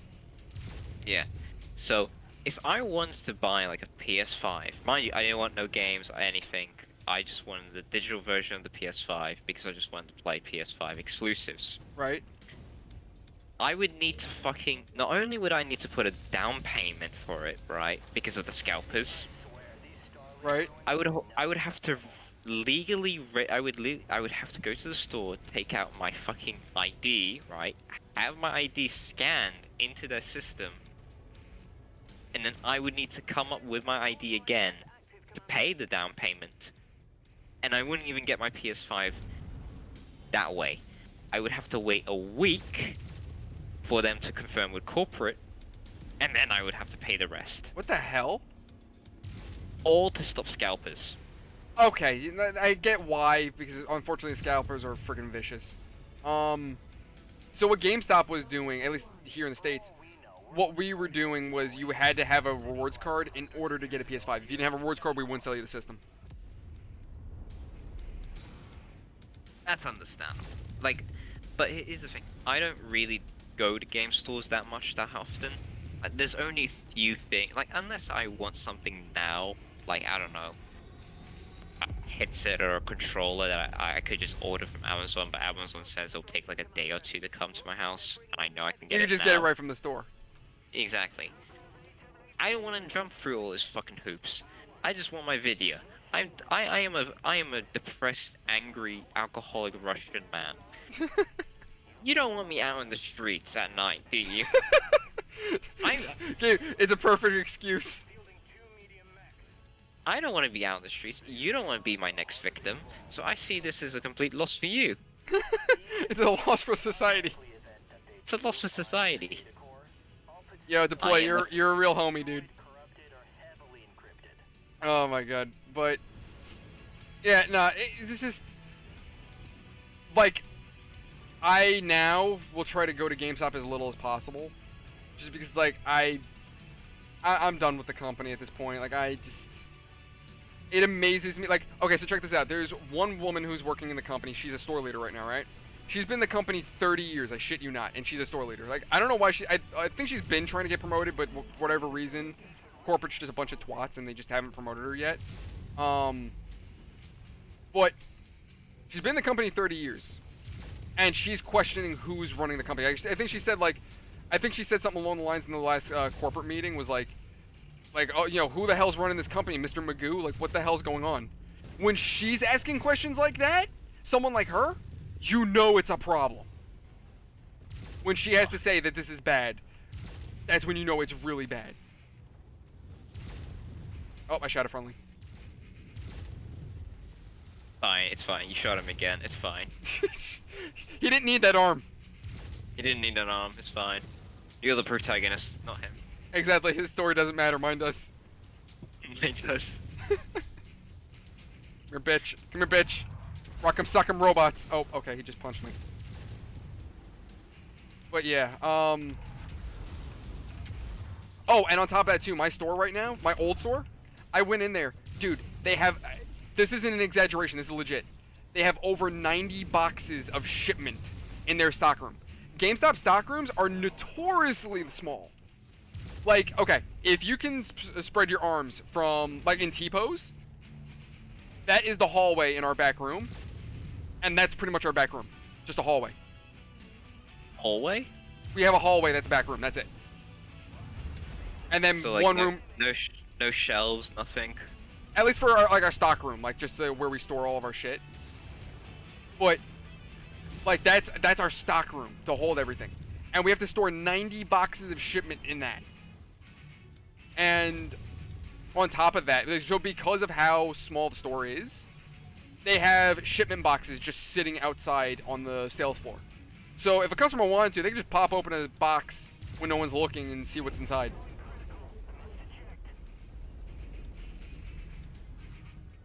That just makes me want to break into a GameStop and steal their shit. Like, granted, it's just this one GameStop, far as I'm aware, but corporate has no idea what they're doing, dude. They really are just lost in the universe. So technically what you're saying is when all the employees are on break, I could just walk in, just randomly take something from a shelf, walk out. I mean, if they're dumb enough to put all their employees on on break and they haven't closed the store in doing so, then I hate to say they kind of did themselves. Which thinking about like fucking how GameStop is, I wouldn't be surprised if Yeah. they did have all their fucking like an empty store. I mean, I've had situations where I've had to close and open a store by myself entirely, and because of the lacking hours, what I would have to do is I'd have to close the store for like a half hour to an hour just to take my break. So that's not unheard of for that to happen in GameStop. For an employee to close the store for a period of time just to take a break. Oh, deployed. Titanfall 2, Titanfall 3 got announced? I didn't even realize they announced it. Did it? I guess. I thought it died with 2. 2 was apparently 2 was really good actually. I remember when it first came out, my boss called it the greatest game that nobody's playing. Oh yeah, I did play like the campaign. The campaign was really great. Oof. Yeah. Not again. God damn it. This is what I get for using the tiny mech. And my other mech is still being repaired. Yeah, you have to time skip a lot in these types of games.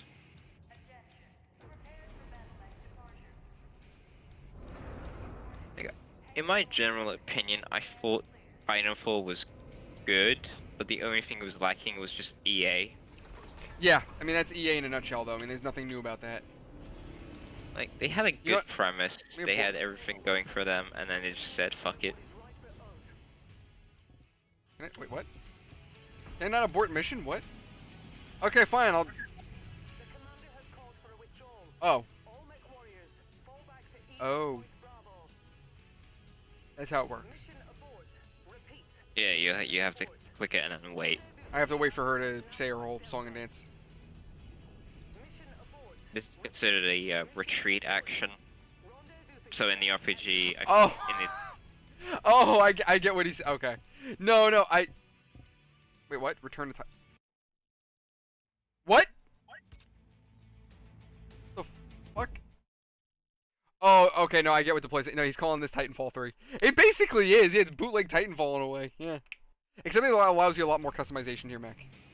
Even though this came out first. This is like the 5th game in the series. Okay, so I basically am getting told by the game to eat a dick. Okay, cool. Let's, more Cocker Spaniel and basketball torture. This is, you probably got save locked, that's why. Okay. Yeah, this happens. By the way, I had an idea for a stream night one night, for like Civilization 6, which I think it would be fun to have a bunch of people on. And the major rule is that we have to abide by like actual international laws and shit like that. Like, so you can't just flat out invade another country. Like, if you invade one, then you're considered an aggressor, and other countries have to choose how to respond and shit like that. If you don't necessarily want to, trigger a war or like invade another country to prevent, if you want to avoid a nuclear conflict, then you can just like set up missile sites around the enemy country and shit like that to keep within legal parameters. I think there is a tabletop game about that. I don't remember it, but I mean, closest thing would be like Hearts of Iron. Yeah, Hearts of Iron. But you really want someone like me playing that because I know the lore and I could just make shit up. There you go. You guys wouldn't realize it. I'll be that kid in every time you play with them, like, nah, my shield has invincible rays. I have the greatest shield. Oh my god, it's like the Trump skin. It's like a Trump. It's the greatest shield. It's huge. It's the biggest. It's the best. My wartime policy is the best. It's the greatest. With my policies, we'll win all the time. Exactly, Deploy. It's not a war crime if it doesn't happen during wartime. Is it really a war crime if I wipe out my enemies? Exactly. There's nobody to bitch. Exactly. Like my favorite saying: "You can't bitch if you can't breathe." If only we had the same. Only we had the same argument in Vietnam. Oh my god. Jesus. All those poor veterans with PTSD could have been fucking helped. Oh Jesus. I mean, sometimes I don't like playing like overly complicated games with so much fucking bullshit happening, because sometimes it just feels overwhelming, which is the reason why I don't like Elden Ring. I think there's a lot of shit happening, and like the game does force you to go in it straight, which a lot of people like, but I didn't like. Yeah, I don't hate. Handling. I like Elden Ring for what it is. I just feel like it's a little. I don't know. It's too hard for me personally. That's why I kind of gave up on it on the channel. The games that I've liked that are similar in that vein was like, well, oddly enough, Code Vein. It's anime, but it's basically it's anime Dark Souls, and it's a lot more forgiving. If anything, the enemy just takes really cheap shots. Like, they'll hide in a corner somewhere. I remember me and my ex, we were playing, right? And there's this weird sea urchin looking enemy. We're climbing up a hill, right? And like, if I get pushed to the left, I'm falling off the map. It's instant death, right? This is a little nook in the side of the wall as I'm going up. And sure enough, this fucking sea urchin thing pops out from that side and just pushes me off. I died instantly. I'm like, motherfucker. I was screaming, like, bro, where did you come from? So the second time around, I took it real slow. I veered around the corner, and I beat the crap out of it the second time. You were like, when I reincarnate, I'm going to have a personal vendetta against you, only you. Oh, I had a vendetta. I took it out. But like, the thing with the game too was the enemy types, they all had a particular weakness. So I think the first enemy, if you put like some kind of poison on your blade, it doubled your damage. So if you don't do that, it's once again Cocker Spaniel and basketball torture. But if you put the poison on it, you're done. It's easy peasy. You're scrubbing this boss. It's done deal. Especially if you use a lance, which was I think it was called a lance. And what it was a musket with a bayonet on the front. That's basically what this was. And that made the game so much easier. Exactly, to play, yeah. Soulsborne games like that are just fucking vicious.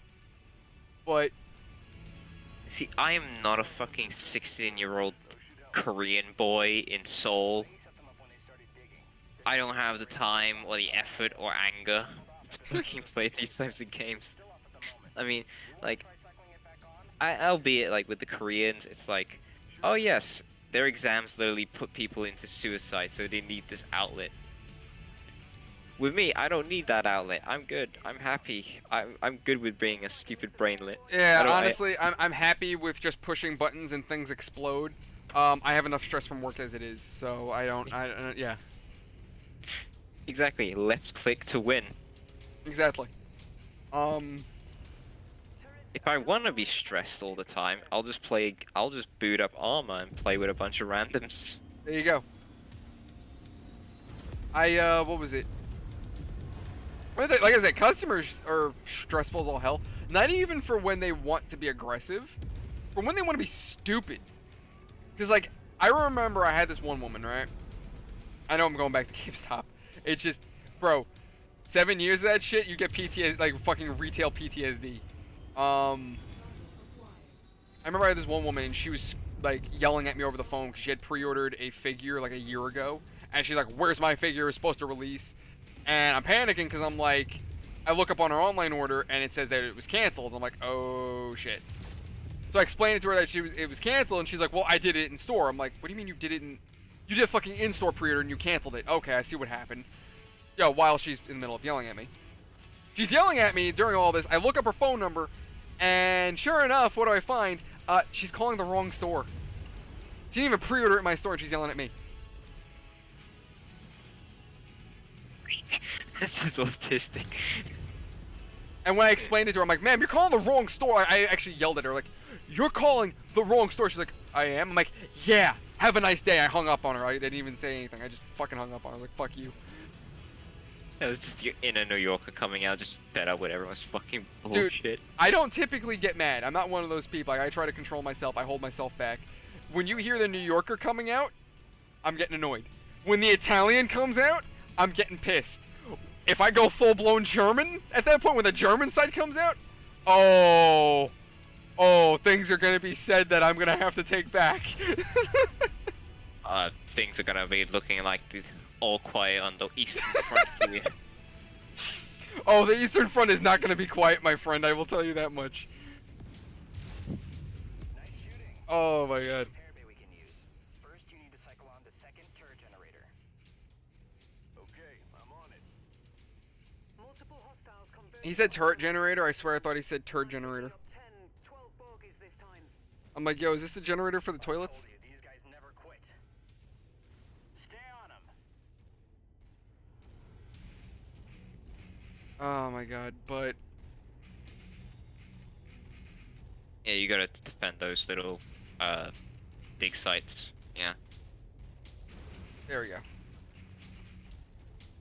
I need to figure out where the hell to repair it. Cause I don't even think the map tells you what repair is. It just like, oh hey, defend. Like, cool. I need to fucking figure this out. Also, it does not like look like Oro is getting on. Something I guess happened, so I'm gonna have to talk to him later and see what the fuck happened.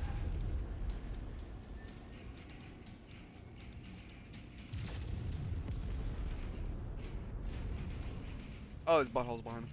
But the hell was I gonna say?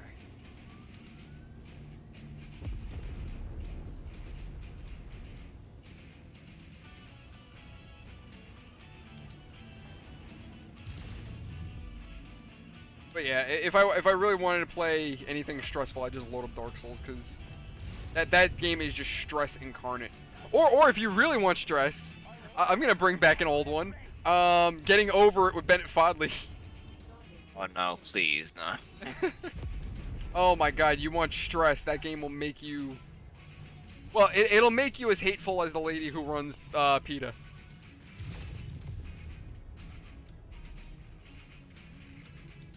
Oh my god. Oh, the lady that fucking runs PETA again with, like, you watch Tiger King, right? Oh, of course, yeah. Like, Carol Baskin, she has connections to PETA, and when I was I'm not watching that surprised. documentary, when I was watching that series on Netflix, I was like, she definitely euthanizes those cats. When she was showing off like those cats like in their gravesite, and I was like, I definitely know that a few of those cats were healthy, but you put them down. Some She probably points. did. I think the lady from PETA even said something insane to along the lines of like, what was not the nonsense she said? She said something like, or not that she's, that PETA won't deny the animal, its willingness if it wants to die or some shit. Basically, they're saying if your animal wants to die, we'll help it die. It's like, okay, cool, but how do you know if an animal wants to die? Like, what, you have a conversation with it? Oh, and also she's okay with bestiality.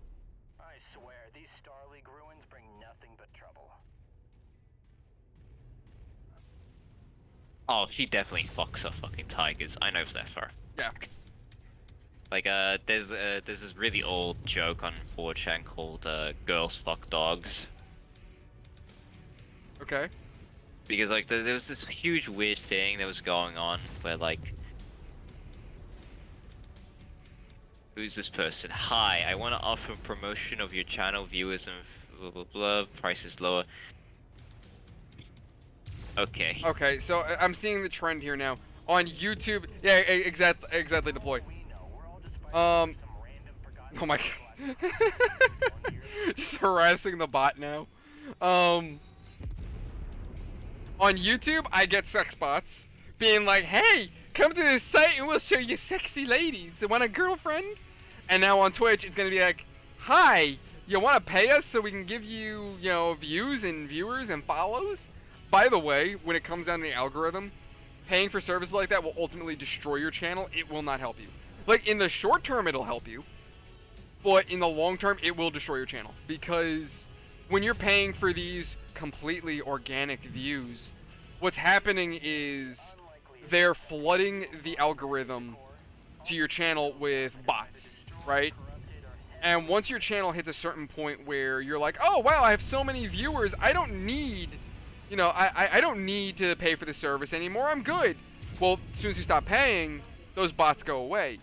And now all of a sudden, say you've been paying for like 1 million views, right? Now all of a sudden, 1 million viewers are dropping from your channel. the algorithm is going to see this sudden massive drop and think, oh, people have lost interest, something happened. They're going to stop supporting your channel, and that's what's going to happen. You never pay for those fucking services, because that is going to end up that's going to destroy you. It will not help you. Why aren't they? Wait. Yeah, Deploy, I'm sorry to tell you, bud. At least through those bots, there aren't hot singles in your area, bud. I mean, there might be one or two, who knows? But there's not as many as they'd like you to believe. At most, she might be a girl on Twitch who's selling booby pics. That's gonna be the closest thing you get.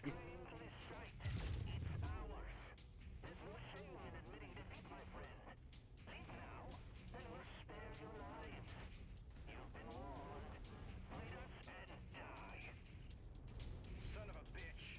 They're fielding 2 medium mechs. The bigger they are, the harder they fall. Let's go get them. Oh my god, why can't we just shoot down the dropship?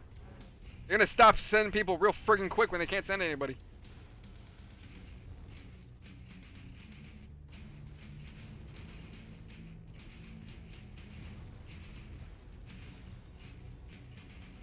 Give me them feet. Oh my god. I mean, I try to stop talking about that kind of stuff because I've already been banned from free service for taking it too far with my jokes. What, the feet jokes? Not with the feet jokes. Someone talked about fucking voring, so basically I'm on this server with this guy who streams his stuff. Right. He streams making video games on Python and stuff. And this Dutch guy, he was making jokes about voring him, and I made a joke along the lines of Try to make it as soft as possible for YouTube, because unfortunately they're yeah, I made a joke about I made a joke about how if he vores him too much, he might choke. Oh Jesus. And that joke wasn't necessarily aimed at the streamer, it was aimed at the guy who made the joke, but I got banned in the process. Oh Jesus. What was it, And Twitch or got, YouTube? It was Twitch, and then I got unbanned, and then I made a non-related joke. I made a Yo Mama joke, and I got fucking banned. What? And eventually, yeah, I fucking gave up and made a feet joke, and then I got permabanned. Jesus. Well, I know YouTube apparently is now going to content creators for help. It definitely seems like YouTube ain't doing so hot. So, I know I've said this before, Elon Musk is looking to compete with YouTube now that he has Twitter. He's going to add some kind of video calling feature, similar, I guess, FaceTiming. But your calls are going to be encrypted, so the employees can't monitor you while you're calling. On top of that, they're adding a video feature as well. Like a video feature like YouTube. So it looks like Elon Musk is explicitly looking to compete with YouTube. And I think YouTube's starting to sweat. On top of that too, remember, so they took Twitter, and I think plenty were thinking, yeah, Elon's not going to survive. He actually held the line. Apple challenged them, and failed miserably. I think YouTube is starting to take notice and oh crap, this is not going to work in our favor. So, we'll see what happens. People are saying that Elon might end up buying YouTube next, which, honestly, if it makes YouTube a lot calmer with the jokes and whatnot, and we can actually, make the content we want, so long as it's, of course, legal, I'd honestly be fine with that.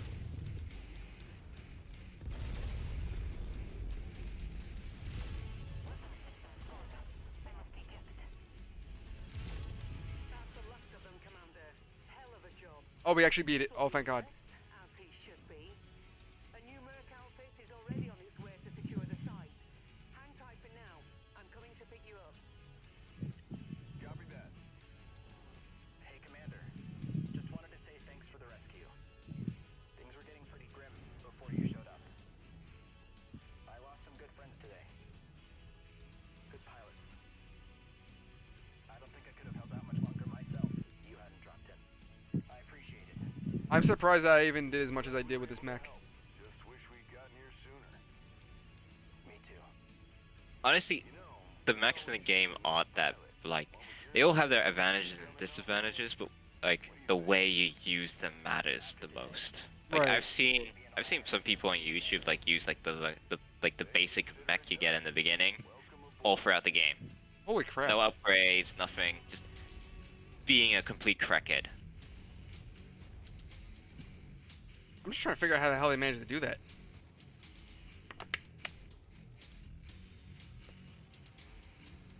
Deploy, don't give Rule 34 ideas.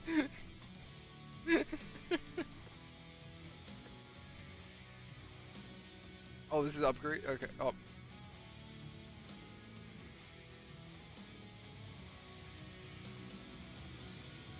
Oh, okay.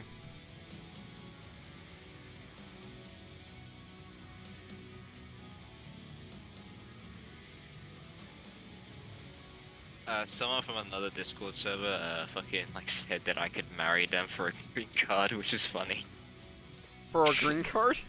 Yeah, she was like, "Hey, Dell, like if everything fails about coming to the US, you could just marry me." Oh, Jesus. And I'm like, "Okay, I'm down. I don't care." I mean, And hey, I was that's one way to do it. I mean, I've said it, like, you do realize I will never be romantically involved with you. I'm probably gonna be just using you Oh, for the Jesus. green card. And she was like, "Oh yeah, that's fine. I already have a boyfriend. I've told him about this." I mean, you know what? At least there's honesty. Hey, at least I'm being transparent. Technically, it's not cheating if we're using each other for legal documents. True.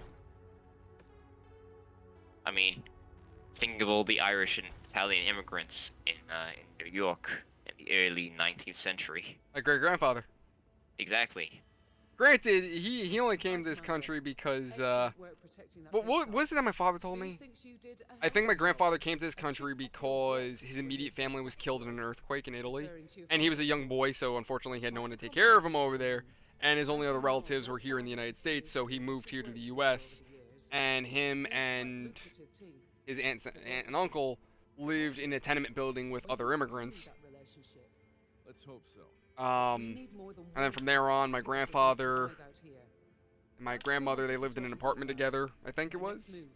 I know my father grew up in an apartment. Yeah, no, basically I'd say my family started off as the typical immigrant story. Establishing our reputation won't be easy, but nothing worth doing ever is. You up for it? What do you think? I think we better get started then. Plenty of wars. Also, side note, which is weird. So Deploy made mention of mechie milkers, and for some reason, YouTube was cool with it, but Restream wasn't. Me too. I'm like, wow, Like, that's different. What was, you know the YouTube channel Flash Kids, right? Yeah, of course. Yeah, like they had the video called Transformer Boobs. Yes, I've seen it. Oh god. I think that got like black banned on YouTube. I think, yeah, if I remember, yeah, it was the Transformers episode. Yes, I can imagine why, but yeah, I remember it. But so listen to this, right? I have a theory. We should get all the feminists to create a whole movement about defending boobs in videos and entertainment. Because who doesn't like tits? Fair I enough. mean, they always say free the nipple. Why not just literally free the nipple? Big brain, big brain. Yeah, it could work. But we're about at that time, so I'm gonna kill the stream here. Hold on, let me do my thing.